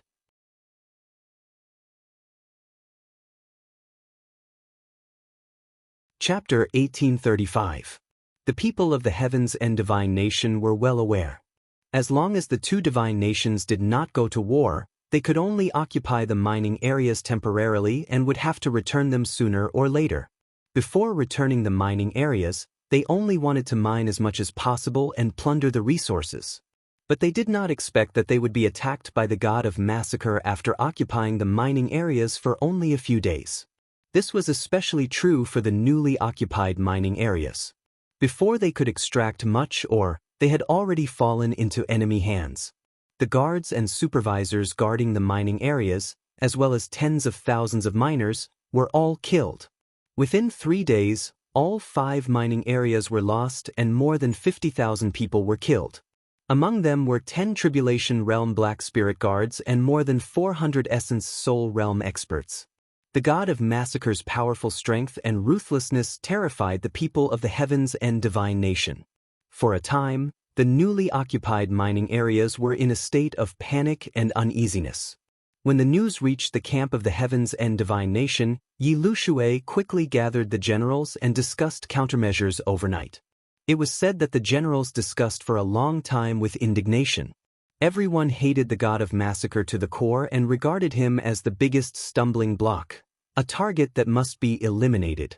Most of the generals proposed to send the most elite Black Spirit Guards with the help of the Immortal Guards to kill the god of massacre. Moreover, the Heavens and Divine Nation would temporarily stop invading the mining areas and focus on defense. Especially the newly occupied mining areas, they must send a large number of troops and experts to guard against the god of massacre's attack. That night, after Yi Lushui discussed the plan with the generals, he gave orders on the spot to make new deployments and arrangements. In addition, he also announced a reward. Whoever could kill the god of massacre would be rewarded with a saint-level magic treasure and 50 million cultivation resources. After this news spread, everyone was indescribably shocked and excited to the extreme. Even the generals were very tempted and wanted to fly to the mining areas and kill the god of massacre with their own hands. In just 1 day, Yi Lushui's orders and plans were implemented. The 18 newly occupied mining areas were all fortified and guarded. Many Black Spirit Guards and Immortal Guards were stationed there. Several teleportation formations and channels were also set up between the mining areas.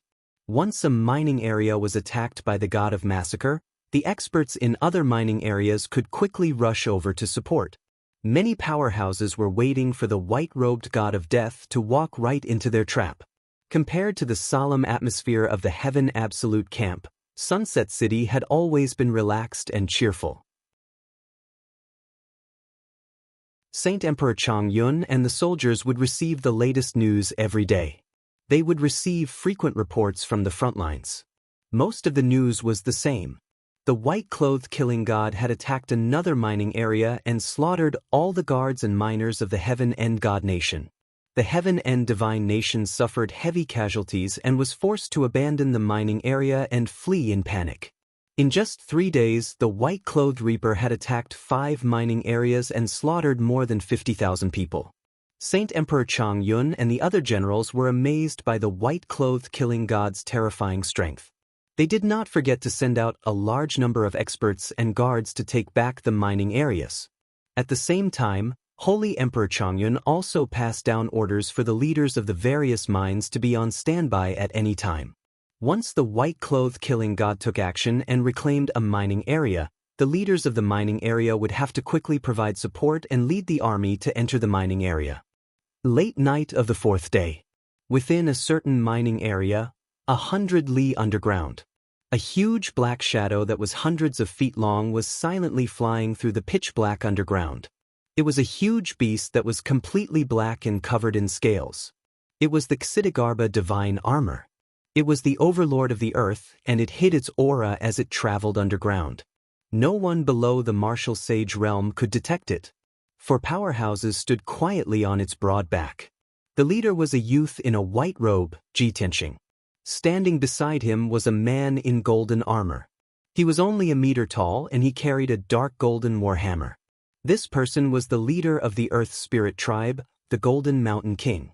Behind the two of them stood a young man and a young woman. They were both experts with cold and murderous auras. They were Ji Bai and Shohei. The Golden Mountain King looked ahead and sent a voice transmission to Ji Tianxing. "Young master, are we really going to cross the 18 mining areas and attack mining area C?" Ji Tianxing nodded slightly and said calmly, "There are more than 200 mining areas in the Sunset Holy Mine. According to the different directions, they are divided into 4 areas, namely A, B, C, and D. Mining area A and B are around Sunset City and are currently safe. They are under the control of the Luo Shui Holy Kingdom. Mining Area C is near the Drifting Cloud Mountain and has been occupied by the Heaven Extinction Holy Kingdom. Only Mining Area D is still being fought over. Half of it belongs to the Luo Shui Holy Kingdom and the other half is occupied by the Heaven Extinction Holy Kingdom. In the past 3 days, I have conquered 5 mining areas. The people of the Heaven Extinction Holy Kingdom will definitely be restless and hate me to the core. Yi Lushui will definitely strengthen the defense and send a large number of experts to guard the 18 mining areas. He will wait for me to die." Speaking of this, his lips curled into a cold smile and he said playfully, "If I act according to plan and attack the 18 mining areas, I will be walking into a trap." Yi Lushui has sent most of the experts to guard the 18 mining areas. The defense at the back must be weak. I want to give Yi Lushui a surprise and make him even more anxious. The Golden Mountain King thought for a while and nodded. "Young master, this is a good idea. We have the initiative and can advance or retreat as we wish. The other party can't do anything to us. However, even if we kill the guards and miners of Mining Area C, the Luo Shui Holy Kingdom won't be able to send people to reclaim it." Ji Tianxing gently shook his head and said, "There is no need to rush. I am here to help Holy Emperor Changyun to resolve the crisis of the entire Sunset Divine Mine, not to reclaim a few mining areas. As long as we continue to attack and inflict heavy losses on the Heaven Extinction Holy Kingdom, they will not be able to hold on for long and will flee in defeat. At that time, the problem will be solved and Holy Emperor Changyun will lead people to reclaim all the mining areas." Only then did the Golden Mountain King understand his overall plan. He immediately showed a look of admiration and saluted, "Young master, this humble king admires your wisdom." Ji Tianxing just smiled and did not say anything else. Unknowingly, half a day passed. The Xidigarba divine armor traveled tens of thousands of miles underground and finally entered Mining Area C. This area was not far from Drifting Cloud Mountain. There were more than 60 mining areas around it that were occupied by the Heaven Extinction Holy Kingdom. In each mining area, there were hundreds of guards and supervisors, monitoring the tens of thousands of miners who were mining day and night. The situation was just as Ji Tianxing expected. The defense of the mining areas in this area was weak, and there were not many experts guarding them. After all, Yi Lushui had sent most of the experts to mining area D. Ji Tianxing randomly picked a mining area and immediately began to move. The Golden Mountain King and the Xitigarbha divine armor hid in the mining area and used a secret technique to control the power of the earth to form an invisible shield and seal the mining area.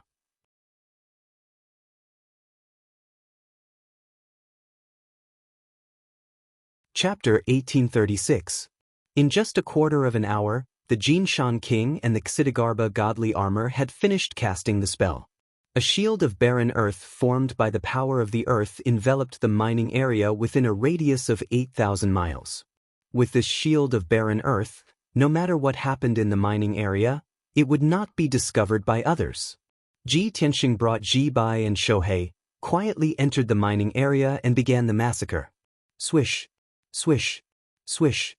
Suddenly, more than a dozen giant golden swords appeared in a dimly lit mine and floated in the air. The hundreds of miners and dozens of supervisors who were working in the mine were suddenly awakened and turned their heads to look at the golden swords. At the same time, the giant golden swords, which were more than 10 meters tall, shot out sword lights that filled the sky like a rain of arrows. Bang, bang, bang. In an instant, the hundreds of miners and dozens of supervisors were hit by the overwhelming sword lights and burst into blobs of blood. Dull thuds and painful screams mixed together, echoing endlessly in the mine. In a short span of 10 breaths, the dozen or so golden swords shot out tens of thousands of sword lights, killing everyone in the mine. The miners and supervisors did not know who the murderer was until they died. From the beginning to the end, Ji Tianxing did not show his face. Soon, the giant golden swords dissipated. Ji Tianxing quietly left and quickly rushed to the next mine. Not long after, he entered another mine and used the same trick again, quickly killing hundreds of people. Next, the same scene played out again and again.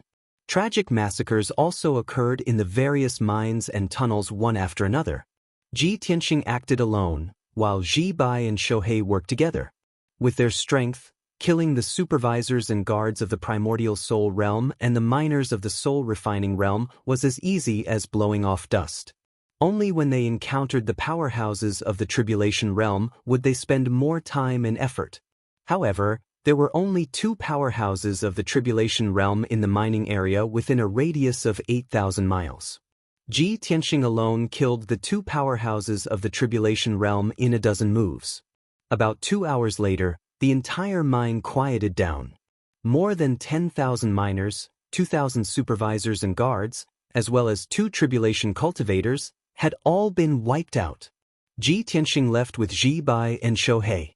The Golden Mountain King and Xitigarbha divine armor also removed the shield of barren earth. After that, everyone quietly rushed to the next mining area.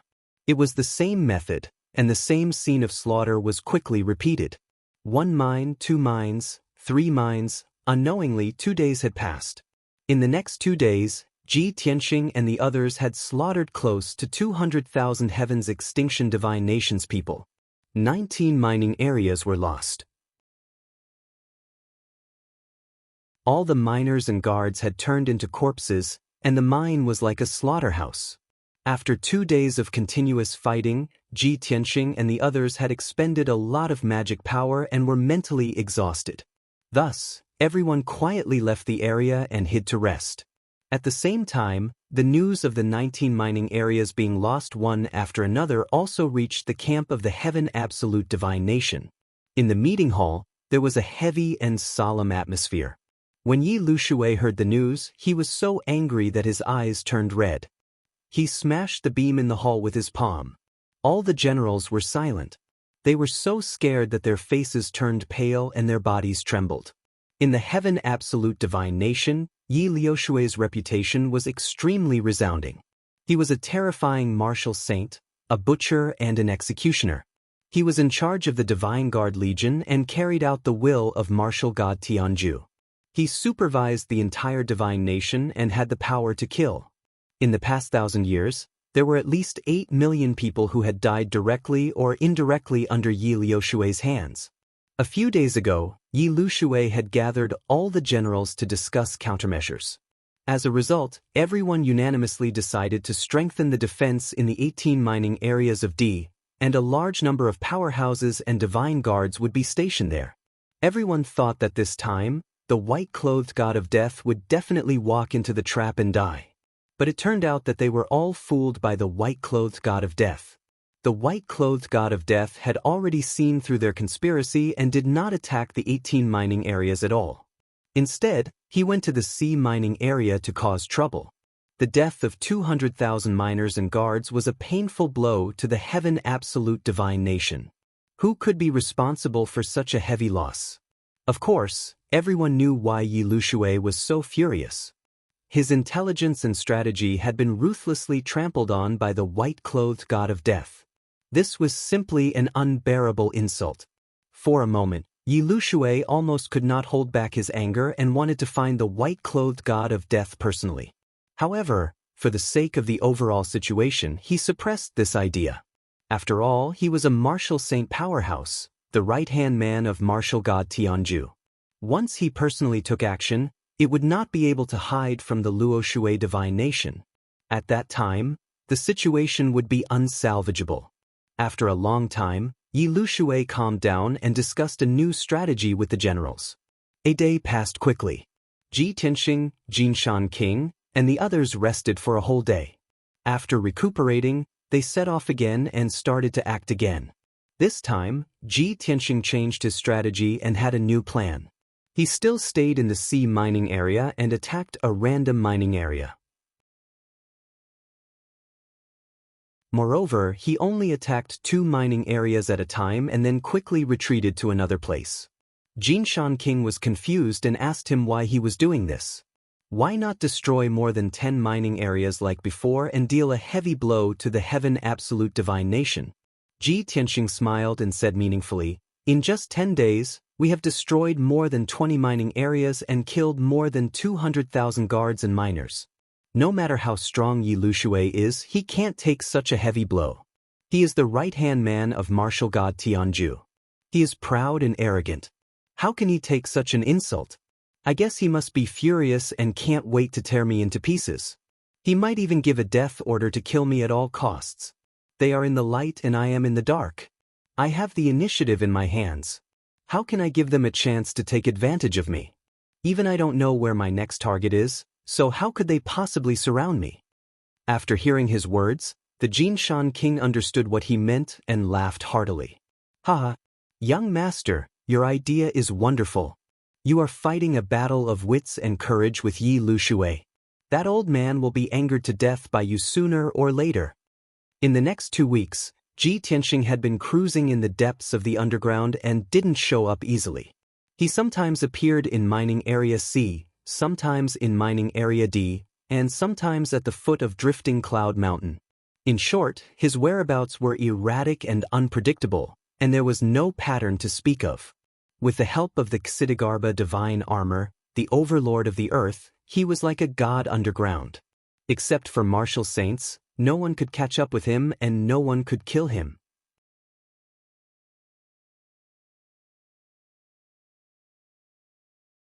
Chapter 1837. Half a month passed. The situation between Heaven End God Nation and Luoshui God Nation had also changed. In just a dozen days, more than 60 mining areas occupied by Heaven End God Nation had already been lost.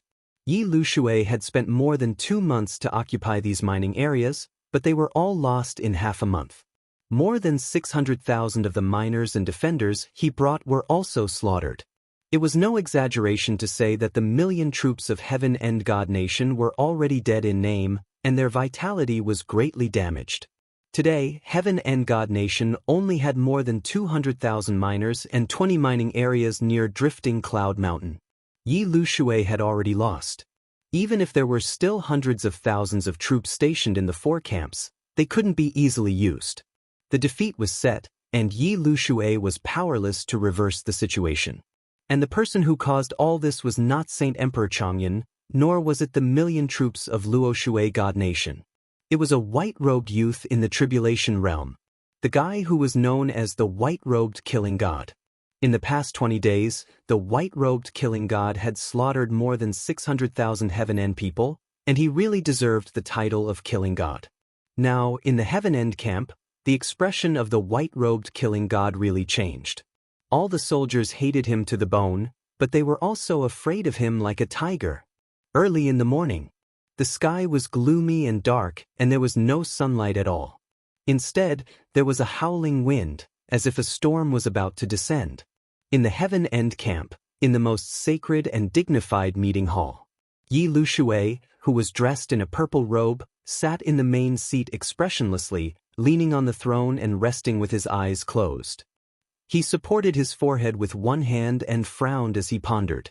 The aura all over his body was cold and murderous, and his body was motionless. He seemed to have transformed into an abyss of death, brewing terrifying power. In the hall, more than 20 golden-armored generals stood on both sides. Everyone's face was very ugly, and their morale was very low. Their eyes were dim. These generals were all the elites of Heaven End God Nation, and all of them were good at war and rarely lost. In the past, they were all arrogant and ambitious, and didn't put Luoshui God Nation in their eyes at all. When talking about Luoshui God Nation, they always used words like trash and coward. But now, after a long while, a white-haired old general with a higher status stood out and saluted Yi Lushui. Sir Saint Emperor, our army has suffered heavy casualties, and our morale has hit rock bottom. Rumors have spread throughout the army, and it's already difficult to pacify them. The miners were also in a state of panic. Even if they used force to suppress them, it did not work. Every day, there would be people escaping on their own. We can't go on like this. Lord Saint Emperor, please make a decision as soon as possible. This old general had a rather high reputation in the Heaven Absolute Divine Nation. He was once the Grand Marshal of a certain empire and was known as Marshal Pang. Now in this hall, he was the backbone of all the generals. His reputation and status were second only to Yi Lushui. Yi Liushui's thoughts were interrupted and he slowly opened his eyes.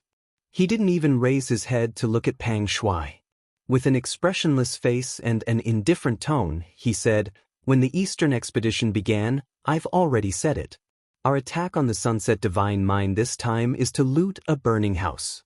We are taking the opportunity to plunder the Sunset Divine Kingdom's resources and weaken their national power. Sooner or later, they would have to return the mining area to the Luoshui Divine Nation. Unless the people of the Luoshui Divine Nation are crazy and start a war with us, we would have an excuse to invade the Luoshui Divine Nation and completely occupy the Sunset Divine Mine.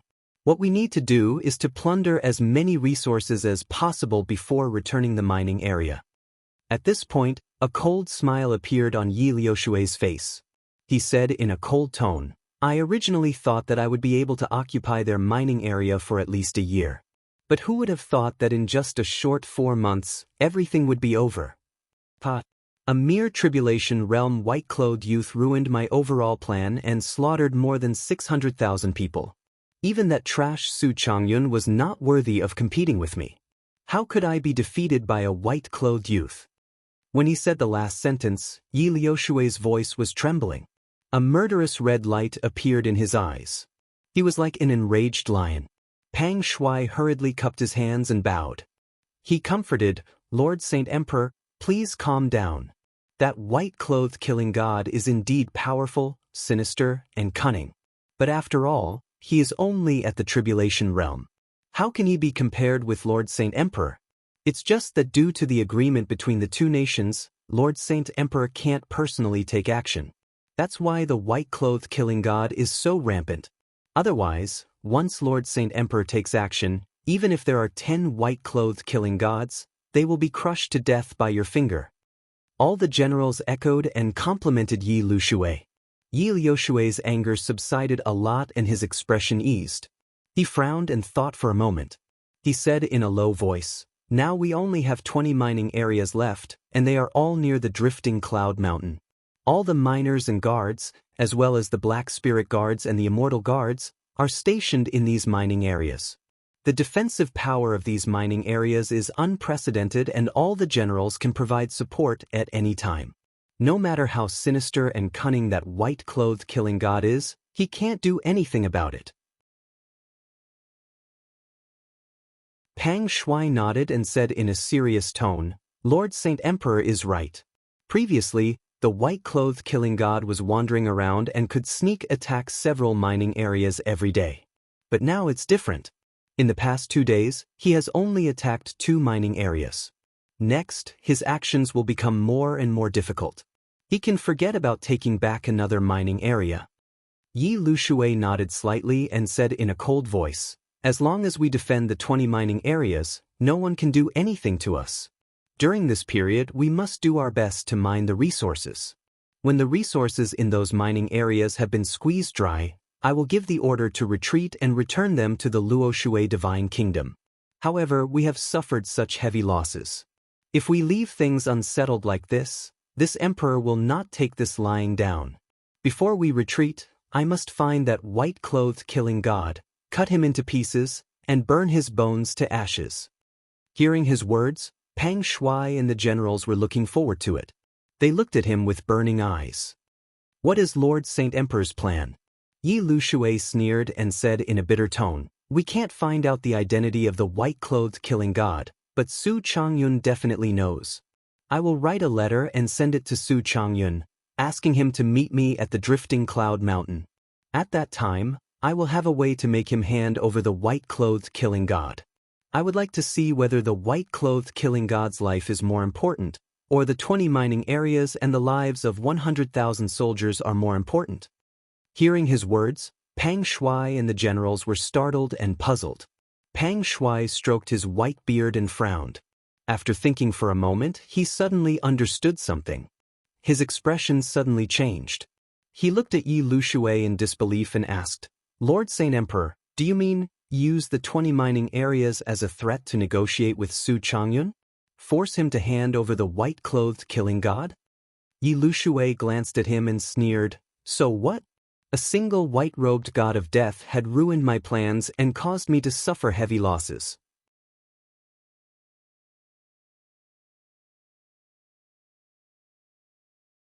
Chapter 1838. Sunset City was in a state of jubilation. In the past 20 days, news of victory had been sent back to Sunset City every day, spreading throughout the Luoshui God Nation's camp. Every day, a few mines were recovered and tens of thousands of Tianju's people were slaughtered. The million-strong Luoshui army had long been overjoyed, their morale high to the extreme. The legends of the white-clothed killing god had also spread throughout Sunset City and the army camp. Although very few people had seen the white-clothed killing god before. However, everyone worshipped him and described him as wise, powerful, and mysterious to the extreme. Even the scenes of the white-clothed killing god slaughtering Tianju's people and recovering the mines were described vividly by everyone, making people feel as if they were there. In short, the white-clothed killing god had become a great hero in everyone's hearts, a savior. His status and significance even surpassed Holy Emperor Changyun's. Everyone was looking forward to the white-clothed killing god creating more glory, continuing to slaughter Tianju's people and taking back more mines. According to the current situation, all the mines would be recovered within 10 days at most. At that time, Tianju's people could only scram out of the Sunset God mine and flee back to Tianju God Nation. Early in the morning, the sky was covered with dark clouds. Sunset City's Changyun Palace was as busy as usual, with people moving about. In the main hall, a military meeting was held as usual.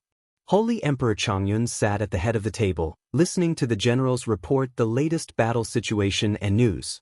Even Su Chen stood in the main hall, participating in the meeting with the generals. After all, he was one of the generals under Holy Emperor Changyun. He commanded the guards of Sunset City and was responsible for the safety of the entire city. Ji Tianxing had been missing for more than 20 days. Su Chen had searched for 10 days, but he couldn't find Ji Tianxing, so he gave up completely. In his and Holy Emperor Changyun's opinion, Ji Tianxing had most likely escaped from the Sunset God Mine and secretly returned to Luoshan Mountain. In this half a month, there were news of victory sent back to Sunset City every day, allowing everyone to see the hope of recovering the God Mine. Holy Emperor Changyun and Su Chen were busy dealing with the divine mines and setting Sun City. They had long forgotten about Ji Tianxing. Of course, the white-clothed killing god's reputation was becoming more and more famous, and he had become a great hero worshipped by the whole nation. Su Chen was also very grateful and worshipped the white-clothed killing god. Even in his dreams, he wanted to see the white-clothed killing god. He wanted to pay his respects and worship him to express his most sincere gratitude. At this moment, a general in black armor reported to Saint Emperor Changyun. Reporting to Saint Emperor, there was no movement near Drifting Cloud Mountain last night. The white-robed killing god didn't attack again. Hearing this news, all the generals were stunned. They whispered to each other with puzzled faces and started discussing secretly. Divine Emperor Changyun frowned.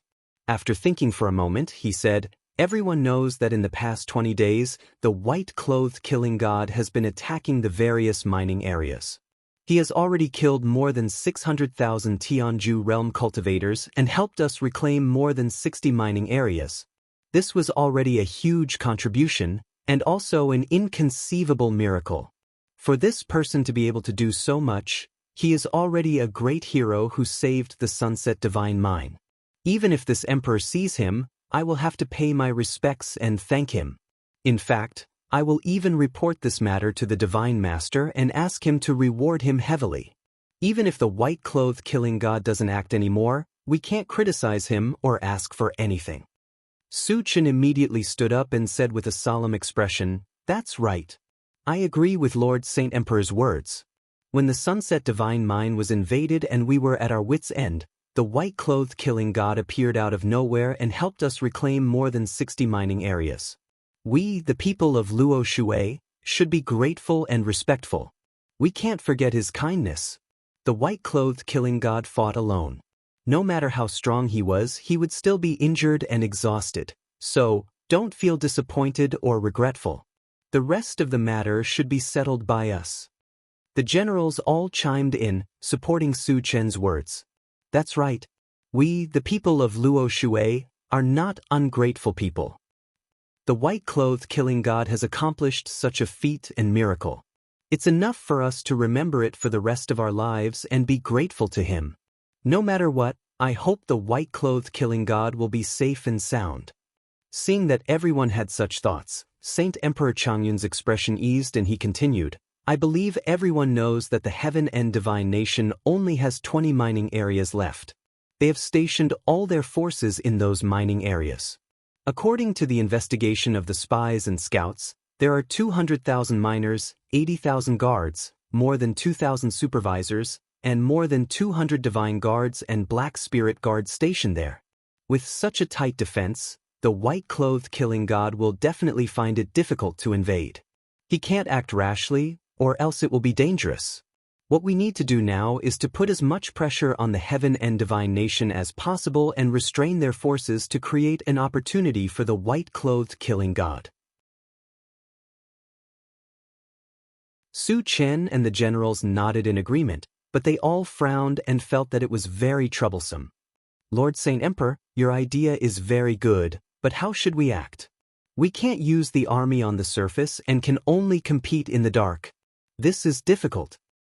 Everyone, think of a way and pool your ideas." Just as everyone was discussing countermeasures, a messenger commandant rushed into the main hall as fast as the wind. "Report. Lord Saint Emperor, the Heaven End Camp has sent an envoy to deliver a letter written by the Marshal Saint Yi Lushui." The messenger officer knelt in the hall and held a sandalwood box with both hands. Everyone immediately quieted down. Su Chen hurriedly took the sandalwood box and respectfully handed it to Saint Emperor Changyun. Saint Emperor Changyun opened the sandalwood box and saw a jade slip in it. He picked up the jade slip and inserted his divine sense into it to check the contents of the jade slip. A scene immediately appeared in his mind. Yi Lushui, who was wearing a purple robe, was leaning on a wide throne. He stroked his snow-white hair and said in a cold tone, "Su Chen, tonight at midnight, this emperor will wait for you at the peak of Drifting Cloud Mountain. You must be very anxious and want to recover the mining areas as soon as possible and end this secret war. If so, then you can't miss tonight's negotiation. As long as you are smart enough, this emperor will return those 20 mining areas with both hands. If you don't come, then take care of yourself. Ha! At the end, Yi Lushui sneered with an evil expression. His posture was very confident and arrogant. Saint Emperor Changyun withdrew his divine sense and crushed the jade slip. His face immediately became gloomy. He frowned fiercely and pondered with a dignified expression. Seeing his reaction, Su Chen and the generals were immediately filled with worry and doubt and asked one after another. Lord Saint Emperor, what happened? Yi Lushui, that old bastard, what trick is he playing now? Lord Saint Emperor, is it related to the white-clothed killing god? Did Yi Lushui capture the white-clothed killing god himself?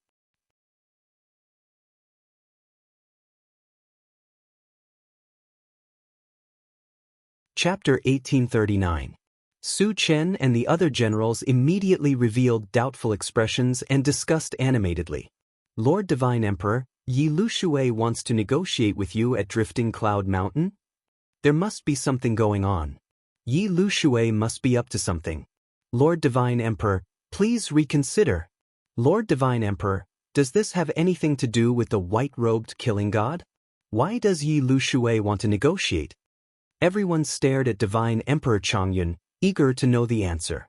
Divine Emperor Changyun said expressionlessly, Yi Lushui is arrogant and proud. If he wasn't forced into a corner, he wouldn't negotiate with me. Therefore, this must be related to the white-robed killing god.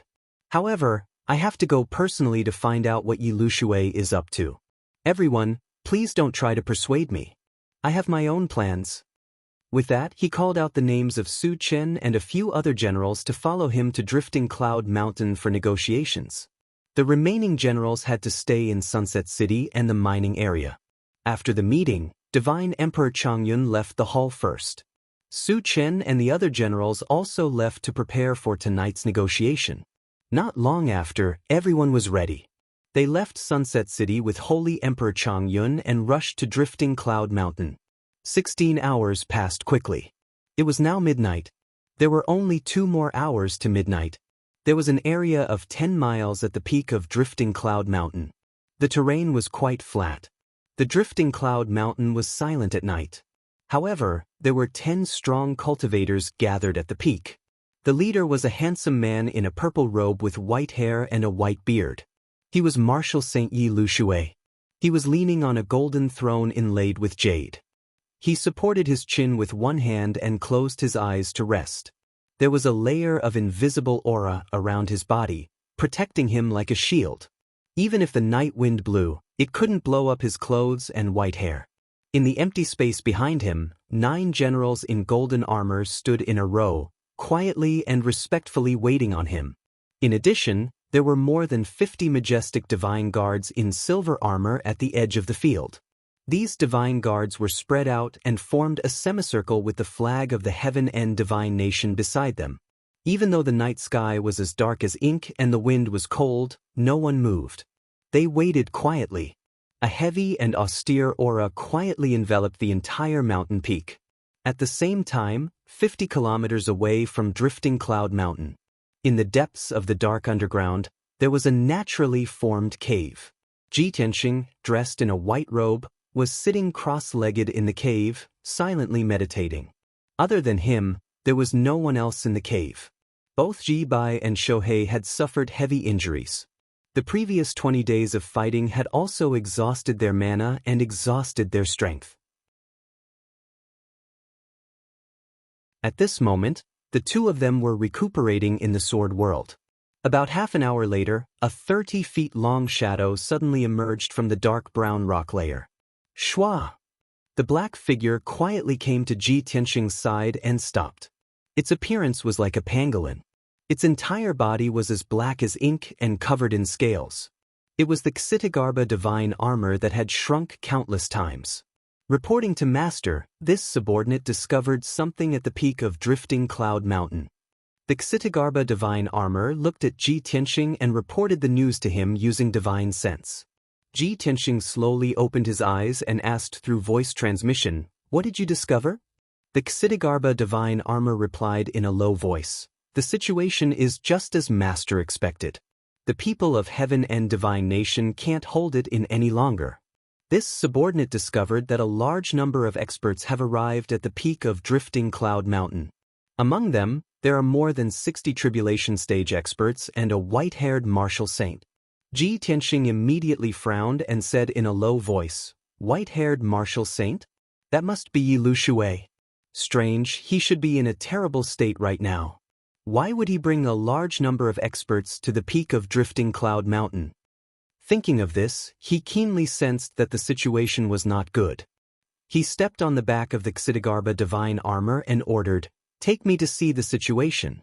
What the hell is Yi Lu Shui doing?" The Xitigarbha divine armor did not say anything else. Its entire body emitted a mysterious black light that wrapped around him. In the blink of an eye, it carried Ji Tianxing and drilled into the rock stratum, quietly moving upwards. It was the overlord of the earth and could manipulate the power of the earth, rocks and mineral veins. As long as it carefully hid its aura, almost no one could find its trace. After a short 100 breaths, the Xitigarbha divine armor followed the belly of the mountain and arrived at the peak of Drifting Cloud Mountain. When it was 5 miles away from the peak of the mountain, it stopped and quietly hid in the rock layer inside the mountain. Ji Tianxing sat quietly on its back and used its power to cast a secret method to quietly observe the situation at the peak of the mountain. He soon saw that in the open space with a radius of 10 miles on the peak of the mountain, there were indeed more than 60 tribulation stage experts gathered. The most conspicuous one was the white-haired man in front of the crowd. He sat on the throne with a golden saber and a golden saber, exuding an extremely dangerous aura. That purple-robed white-haired guy should be Yi Lu Shui. Looking at the posture of him and the generals, it seems that he is waiting for someone to come and meet him. With such a big lineup on the peak of Drifting Cloud Mountain, is the person Yi Lu Shui is waiting for Su Changyun? Ji Tianxing frowned and thought for a moment. He vaguely guessed Yi Lu Shui's intention. He decided to lurk in the mountain and secretly monitor Yi Lu Shui. On the peak of the mountain, Yi Lu Shui had been leaning on the throne and quietly resting with his eyes closed. Suddenly he felt something. He vaguely perceived that a wisp of divine thought was sweeping around. He immediately frowned and opened his eyes to look at the ground under his feet. But at this moment, in the night sky not far away, a bright 5-colored brilliance lit up. A 5-colored auspicious cloud cut through the night sky and was moving as fast as lightning. Swoosh! In just a few breaths, the 5-colored auspicious cloud arrived at the peak of Drifting Cloud Mountain and slowly descended. Yi Lu Shui, the 9 generals and more than 50 immortal guards all looked at the 5-colored auspicious cloud with cold and hostile eyes. After the 5-colored auspicious cloud dissipated, the figures of 10 experts appeared. The leader was a white-haired man in a golden robe and a purple cloak. This man was tall and burly and had a majestic appearance. He exuded the noble and powerful aura of a martial sage. He was Holy Emperor Changyun. Behind him was a young man in a golden robe. It was Su Chen. In addition to the father and son, there were 8 other generals in armor. They all carried swords and walked over with majestic expressions. In the blink of an eye, Holy Emperor Changyun brought Su Chen and the others to the scene and stood still. He looked coldly at Yi Lu Shui, who was 1,000 feet away, and asked in an indifferent tone, "Yi Lu Shui, you sent someone to send me a letter and asked me to meet here. What do you want?" Su Chen and the 8 generals of the Luo Shui Divine Kingdom all stared at Yi Lu Shui with vigilance. Yi Lu Shui saw that everyone was as if they were facing a great enemy. He could not help but curl his lips and reveal a playful sneer.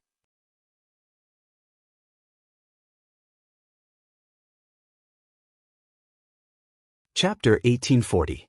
Hearing Yi Lu Shui's words, the 9 generals behind him all sneered contemptuously. "TSK, Luo Shui Divine Kingdom's people are trash. They're scared to this extent. In the past 3 months, we've been invincible. We've conquered more than 80 mines. They're already scared out of their wits. Lord Divine Emperor's might is unparalleled. Just one look from him is enough to scare the Luo Shui Divine Kingdom's people to this extent." The 9 generals whispered to each other, openly mocking Su Chen and the others. When Su Chen and the other generals heard this, they were instantly enraged. They glared at the 9 heaven-end grade generals with murderous intent. Both sides were seething with anger, and were about to start cursing at each other. Divine Emperor Changyun waved his hand, indicating for Su Chen and the others to calm down. Then, he stared coldly at Yi Lushui and asked in a deep voice, "Yi Lushui, did you ask this emperor to meet here just to have a war of words? If so, this emperor wouldn't have bothered to meet you." Yi Lushui gradually put away his sneer and said expressionlessly, "Since you're so anxious, this emperor will get straight to the point and talk business. You should understand the current situation even if this emperor doesn't say it. This emperor has already shrunk the defense with all his might, fortifying the 20 mining areas and making them impregnable. Even if you want to reclaim those mines, it'll take at least 3 to 5 years. Moreover, in the process of reclaiming those mines, you'll have to sacrifice at least 100,000 soldiers. In 3 to 5 years, the mines will have been drained dry by this emperor's people. Even if I return them to you, they'll only be empty shells." As Yi Liushui's voice sounded, the entire mountain fell silent. Everyone stared at him. Divine Emperor Changyun, Su Chen, and the others' faces were a bit gloomy, but they didn't refute. After all, this was something that everyone was well aware of. Divine Emperor Changyun frowned and asked indifferently, "Then you mean?" Yi Lushui stroked his white hair and looked askance at Divine Emperor Changyun. He said slowly, "It's very simple. Let's make a deal. You really want to reclaim those 20 mines and resolve the crisis of the Sunset Divine Mine as soon as possible. Only then can you report to Luoshui Martial God and prove that you're not trash. This emperor can fulfill your wish and return those 20 mines to you. Furthermore, I will bring all the soldiers and miners away from this place as quickly as possible." Hearing him say this, Su Chen and the generals were a little moved, but their eyes were even more alert. Everyone knew that Yi Lushui would never do this for no reason. He must be up to something. Divine Emperor Changyun looked at him expressionlessly and asked, "What are your conditions?" Yi Lushui nodded slightly, and the corners of his mouth gradually cracked, revealing a bloodthirsty and cruel sneer. "White-clothed killing god. Hand him over to this emperor. This emperor's name is renowned throughout the entire Shenwu continent, and I'm ranked in the top 3 of all martial saints. However, that wretched white-clothed killing god ruined my plans and slaughtered over 600,000 soldiers under my command. He made this emperor lose all face, so how can this emperor let him live in this world? If I don't kill him with my own hands, how can I swallow this anger?" At the end of his speech, Yi Liushui's face was distorted and his tone was extremely ferocious. Divine Emperor Changyun looked at him with a sneer and shook his head firmly. "These are your conditions?" Then there's nothing to discuss between us." Yi Liushui's expression suddenly changed and he frowned. "But don't you want to immediately take back those 20 mines? As a martial saint, do you want to consider personal feelings and give up an easy victory in order to protect the white-clothed killing god? Su Changyun, if you don't hand over the white-clothed killing god, then don't even think about taking back those 20 mines. Is the white-clothed killing god's life more important than the lives of the 100,000 soldiers and the mines?" A cold and vigorous voice echoed in the night sky above the mountain peak. Divine Emperor Changyun, Su Chen, and the 8 generals all had complicated expressions as they silently weighed the pros and cons. Seeing everyone's reaction, Yi Lushui revealed a smug sneer. In his opinion, as long as Su Changyun wasn't an idiot and didn't act on impulse, then he would definitely agree to his conditions. In the pitch-black belly of the mountain, Ji Tianxing sat on the back of the Xidigarba armor and quietly listened to the conversation on the mountain peak. He heard every word of the conversation between Yi Lushui and Su Changyun clearly. At this point, he also understood the whole story. When he heard Yi Liushui's question, he couldn't help but sneer. He thought to himself, "It seems that Yi Lushui has been forced into a corner by me and hates me to the core. He would rather give up the 20 mines to take my life. He is really vicious." At this time, the Xidigarba armor transmitted a message to him. "Master, Su Changyun is silent. He is considering whether to betray you in exchange for the 20 mines. This cowardly guy is really a bastard. Master risked his life to snatch the mines and secretly helped Su Changyun, but he wants to repay kindness with enmity. The Xidigarba armor was quite agitated. It was extremely angry and despised Su Changyun's hesitation and consideration. Ji Tianxing was not in a hurry. He transmitted a message to calm it down. You beast, you have protected the Earth Spirit clan for so long. Why are you still so impatient?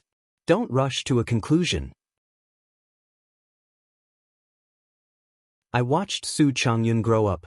That kid was a loyal person back then. He shouldn't repay kindness with enmity. Moreover, he doesn't even know who the white-clothed killing god is. Even if he wants to make a deal with Yi Lushui, he can't do it. The Xidigarba armor became more obedient and stopped talking. At the same time, Holy Emperor Changyun on the mountain peak also spoke. He looked at Yi Lushui expressionlessly and said in a deep voice, Yi Lushui, as the governor guarding the mines, I will not act on impulse. I will put the interests of the Luoshui Divine Kingdom first. However, we, the people of the Luoshui Divine Kingdom, will never be vile people who repay kindness with enmity. The white-clothed killing god is a genius. He is willing to risk his life to resolve the crisis for us. He is a true hero. If I hand him over, won't I be cursed for eternity and go down in infamy for thousands of years? Holy Emperor Changyun's words touched the hearts of Su Chen and the other generals. Everyone straightened their backs and revealed a proud expression. Their expressions were full of approval and support. Holy Emperor Changyun paused for a moment and continued, in addition, the white-clothed killing god is mysterious. Even I don't know his true identity. Yi Lushui, don't waste your time. It's all in vain. After that, Holy Emperor Changyun waved his wide sleeves and turned to leave. Yi Lushui frowned fiercely and shouted with a gloomy face, Su Changyun, are you really going to give up such a good opportunity? You will regret it.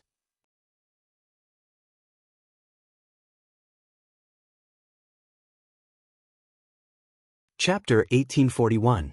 Yi Lushui did not expect Divine Emperor Changyun to reject him so straightforwardly. There was no room for discussion or negotiation. He was filled with unwillingness, and his eyes were red with anger. Murderous intent surged from his body. When Divine Emperor Changyun turned to leave, he had already made up his mind to make Su Changyun pay a painful price. He would do his best to guard the 20 mining areas. As long as the people of the Luoshui Divine Kingdom came to invade, he would make sure they did not return. He would kill them all. At the same time, he would do everything he could to find the white-clothed killing god. Just when both sides thought that this negotiation had broken down and could not be salvaged, a young man's voice suddenly sounded from the mountain peak. Divine Emperor Cheng, please wait. The sudden voice made the mountain peak quiet down. Everyone was stunned for a moment and looked at the ground in unison. Divine Emperor Changyun, Su Chen, and the others also stopped and turned to look at the field. Under everyone's gaze, a figure emerged from the ground and appeared in the open space out of thin air. This was a handsome young man in a white robe who was more than 7 feet tall and had an extraordinary temperament. He held a mysterious sword in his left hand and his right hand was behind his back. His long hair fluttered in the night wind, and he looked indescribably handsome and outstanding. Although he was just standing there casually, he was like a deep abyss and exuded a sacred and noble aura. Everyone's eyes were gathered on him. After seeing his attire, everyone's expression changed, and their eyes widened in shock. It's him! White-clothed killing god. It's him. So he's the white-clothed killing god. This guy actually showed up on his own initiative. Exclamations sounded one after another on the mountain peak. The 9 generals of the Heaven and Divine Kingdom and more than 50 divine guards all stared at the white-clothed young man with a shocked and respectful expression. Yi Lushui's expression also stiffened as he stared at the white-clothed young man. His eyes became cold and deep, and his body exuded a murderous aura. White-clothed killing god. So it's you, you worm. Yi Lushui murmured word by word as he clenched his fists and crushed the jade armrest of the throne. The white-robed youth ignored him. The 8 generals of the Luoshui divine kingdom looked at the white-robed youth with eyes full of gratitude and reverence. Even though the 8 generals were strong, they couldn't control their emotions when they saw the great hero in their hearts.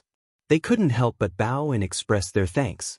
Only Sacred Emperor Chongyun and Su Chen's expressions were particularly interesting. Holy Emperor Chongyun was stunned for a long time before he came back to his senses. He stared at the white-robed young man with burning eyes and murmured with a complicated tone, "It's you? How was this possible? How could it be you?" Even though he was a martial sacred realm expert with a heart as calm as still water and a will as firm as steel, he still lost his composure due to the great impact. Su Chen was even more dumbfounded. He had suffered the greatest impact. It took him quite a while to regain his senses. He pointed at the white-robed youth and said with a flushed face, "You, Ji Tianxing? Do you know that I've been looking for you for half a month? We are here to negotiate and discuss important military matters. How dare you barge in? Hurry up and leave. You actually pretended to be the white-robed killing god. Do you want to die?" In Su Chen's heart, Ji Tianxing was an arrogant person who didn't have much ability. After not seeing him for more than 20 days, he thought that Ji Tianxing had already left Sunset City and gone back to Luotian Mountain. And now, Ji Tianxing had appeared in front of everyone in the form of a white-clothed killing god. This shocking scene caused Su Chen to suffer a huge impact. His mind was in a mess. No matter what, he couldn't connect Ji Tianxing with the white-robed killing god. One was a loathsome and despicable flower in a greenhouse, while the other was a great hero revered by all. The atmosphere on the mountain peak became very complicated and subtle. Ji Tianxing ignored Su Chen and looked calmly at Sacred Emperor Cheng. "Sacred Emperor Cheng, Yi Lushui is so sincere to negotiate with you. How can you just leave like that? I think his conditions are good. We can sit down and discuss slowly." Ji Tianxing's tone was light and indifferent. It was as if they weren't discussing life and death, but the price of an elixir. Divine Emperor Chongyun immediately frowned and asked in a deep voice, "Ji Tianxing, what are you doing? Where have you been for the past 20 days? Ji Tianxing revealed a trace of a smile and said in a playful tone, "Where else can I go? Of course, I went to the mining area to kill evil." Sacred Emperor Chongyun raised his eyebrows and asked in shock, "You are really the white-robed killing god? It's the real deal." Ji Tianxing smiled as usual. Sacred Emperor Chongyun couldn't believe it. He frowned and looked at Su Chen silently. Su Chen and the 8 generals were also suspicious. They looked at Ji Tianxing carefully. Everyone thought that the white-robed killing god must be a half-step to martial sage. How could he only be a rank 1 cross-calamity stage martial artist? On the other side, the generals of Heaven's and Holy Nation were whispering to each other. Yi Lushui stared coldly at Ji Tianxing and shouted, "Brat! You should know the consequences of pretending to be the white-robed killing god in front of me." Ji Tianxing didn't want to waste his breath. Light flashed in his right palm and a ball of golden light appeared. The golden light floated in front of him and it contained hundreds of golden sword tokens. He looked at Yi Lushui with a smile and said slowly, "Martial Sage Yi Lushui, I heard that you have a group of lackeys who call themselves the Black Spirit Guards. I originally thought that those Black Spirit Guards were your immortal guards in disguise. However, in the past 20 days, I have killed more than 260 Black Spirit Guards. I found more than 200 golden sword tokens on their bodies. I have seen these tokens before. Only the elites of the Broken Sky Alliance are qualified to have these tokens. Martial Seiji, you have hidden your strength well. The Broken Sky Alliance, which claims to be free and unrestricted by the Holy Nations, actually sent a large group of elites to work for you. You have really put in a lot of effort. Although they are dead, their tokens are with me. Do you want me to return them to you?" As he spoke, Ji Tianxing picked up the golden ball of light and tossed it in his palm a few times. Yi Lushui and the generals' faces changed drastically. Everyone's eyes turned red and they were dyed with a thick layer of blood. Scarlet flames of killing intent burst out from their bodies. Sage Emperor Chongyun, Su Chen and the others, who were still hesitating a moment ago, also changed their faces and revealed a look of joy. At that moment, they no longer had a trace of doubt. The facts had proven that Ji Tianxing was the legendary white-robed killing god. At that moment, the generals were excited and their spirits were lifted.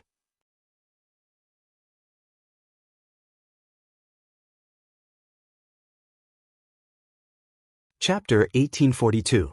The identity of the white-clothed killing god was finally confirmed. Yi Lushui could no longer sit still. He slowly stood up, and an invisible aura burst out from his body, shattering the golden jade throne. His eyes and face were extremely gloomy, like a glacier. You are indeed the white-clothed killing god. Very good. You have delivered yourself to me, very wise. Yi Lushui murmured in a low voice. His tone was filled with a cold aura of death. As he spoke, he slowly walked towards Ji Tianxing. With every step he took, the murderous aura around his body became stronger. An incomparably heavy pressure quickly condensed into an aura, suppressing towards Ji Tianxing. He could no longer suppress the killing intent in his heart, and he immediately wanted to crush Ji Tianxing into pieces and kill him completely.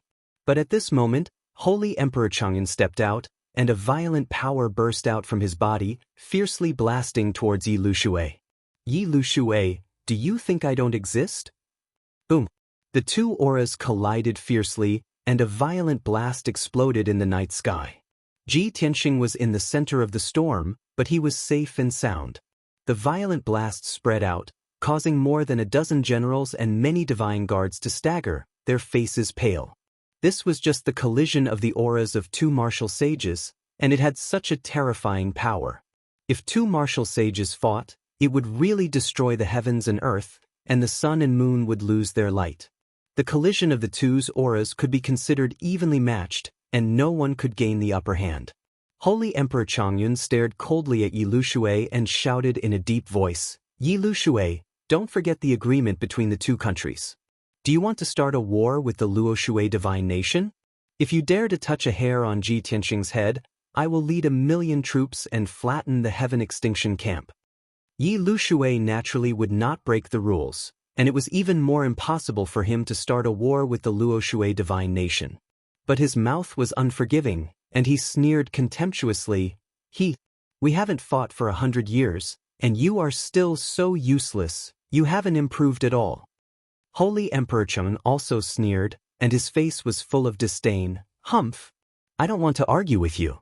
If you are really so confident, let's exchange a few moves on the Qingming platform some other day? Yi Lushui naturally would not retreat, and he sneered confidently.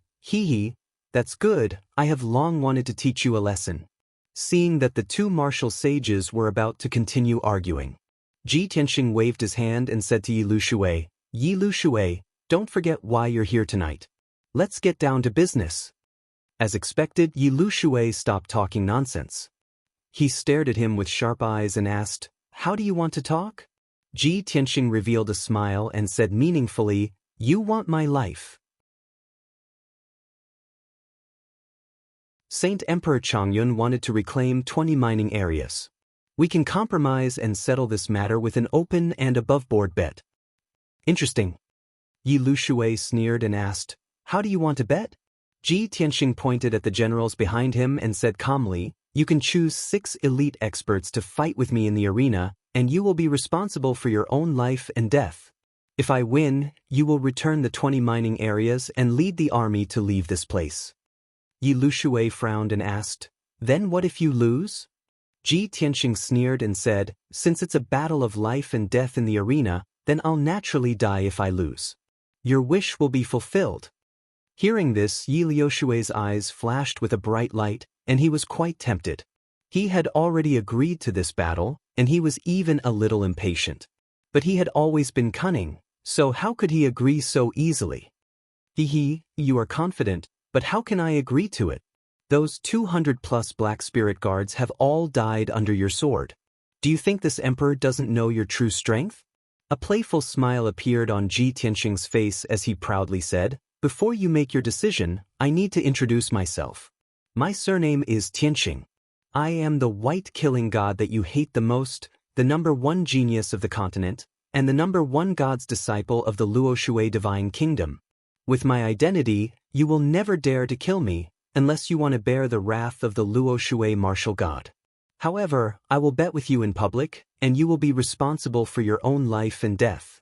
You can kill me, and you will not have to bear the revenge of the Luo Shui martial god and the Luoshan mountain. What do you think? Think about it. Yi Liushui's expression changed drastically, and his eyes widened as he stared at Ji Tianxing. After a moment, he came back to his senses and said, "So it is you. You are the Ji Tianxing who was favored by the old man of the divine ruins at the Three Kingdoms exchange." After knowing Ji Tianxing's identity, he was even more determined to kill him. If he could get rid of the number 1 God's disciple of the Luo Shui divine kingdom openly, he would be able to kill a huge threat, and it would be a great blow to the Luo Shui divine kingdom.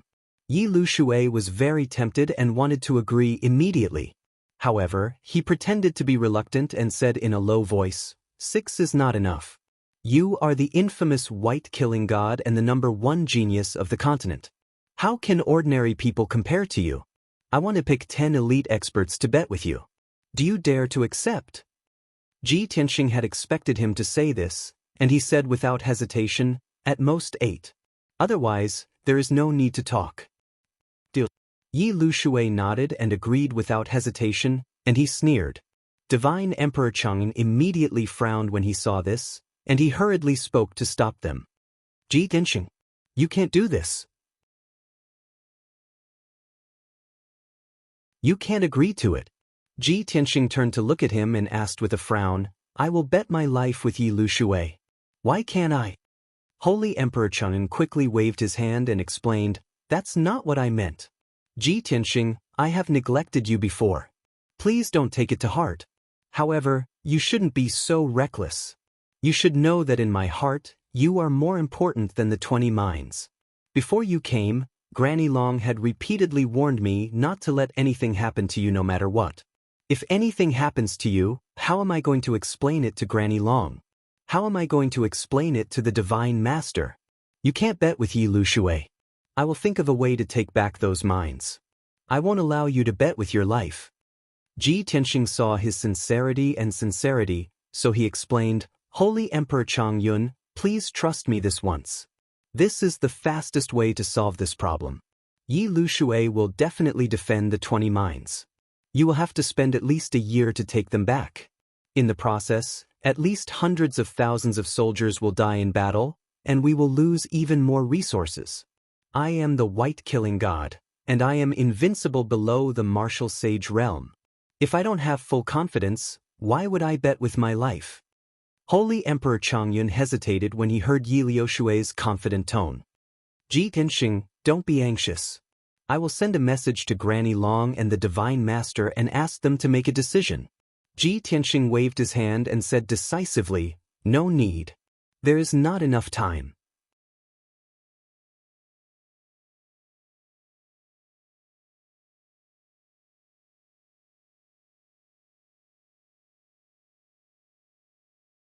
The general whose name was called immediately revealed an expression of relief as he heaved a huge sigh of relief. Although he was loyal to the Heaven Extinction God Nation, he hoped to win this bet and kill Ji Tianxing for revenge. However, he was afraid of the fierce reputation of the white-robed killing god, so he did not dare to fight with Ji Tianxing. Otherwise, he would lose his life. "Yes, Lord Saint Emperor." The man bowed respectfully and quickly took 2 steps back. The faces of the other 8 generals were a little solemn, and there was a hint of worry in their eyes. Yi Liushui looked at the 8 generals and instructed them with his divine sense. "When the life and death battle begins, you will challenge Ji Tianxing one by one. You must do your best and use all your means. The first 5 people to challenge Ji Tianxing, even if they can't kill him, they must persist until the end and try their best to consume his spiritual power. The last 3 people to challenge him, even if you have to sacrifice your lives and perish together with him, you must complete the task. You can only win this battle, you can't lose. If the 8 generals can't kill Ji Tianxing, then you must commit suicide to atone for your sins." The bodies of the 8 generals stiffened. After a moment of stupefaction, their eyes gradually became fiery and determined. Waves of firm and scorching killing intent burst out from their bodies and gradually condensed into dark red flames in the night sky. That was the flame of killing intent, condensed by the thought of death. Yi Lushui did not say anything more. He turned around and began to cast spells, setting up a defensive array with Saint Emperor Changyan. Soon, half an hour had passed. A saint-level array with a radius of 10 miles was set up by Yi Lushui and Saint Emperor Changyan. The colorful semicircular light shield was like a huge canopy in the sky, but also like a huge bowl that was placed upside down on the flat ground of the mountain peak. The temporary arena was completed. No matter how Ji Tianxing and the 8 generals fought in the array, the shockwaves from the battle would not be able to destroy the saint-level array and would not spread out. Under Saint Emperor Changyan's request, Yi Lushui bowed to heaven and earth with him and swore an oath. After the oath was made, heaven and earth would be the witness. Whoever violated it would be punished by the heavens and spurned by the world. After the ceremony, Ji Tianxing was the first to step into the formation.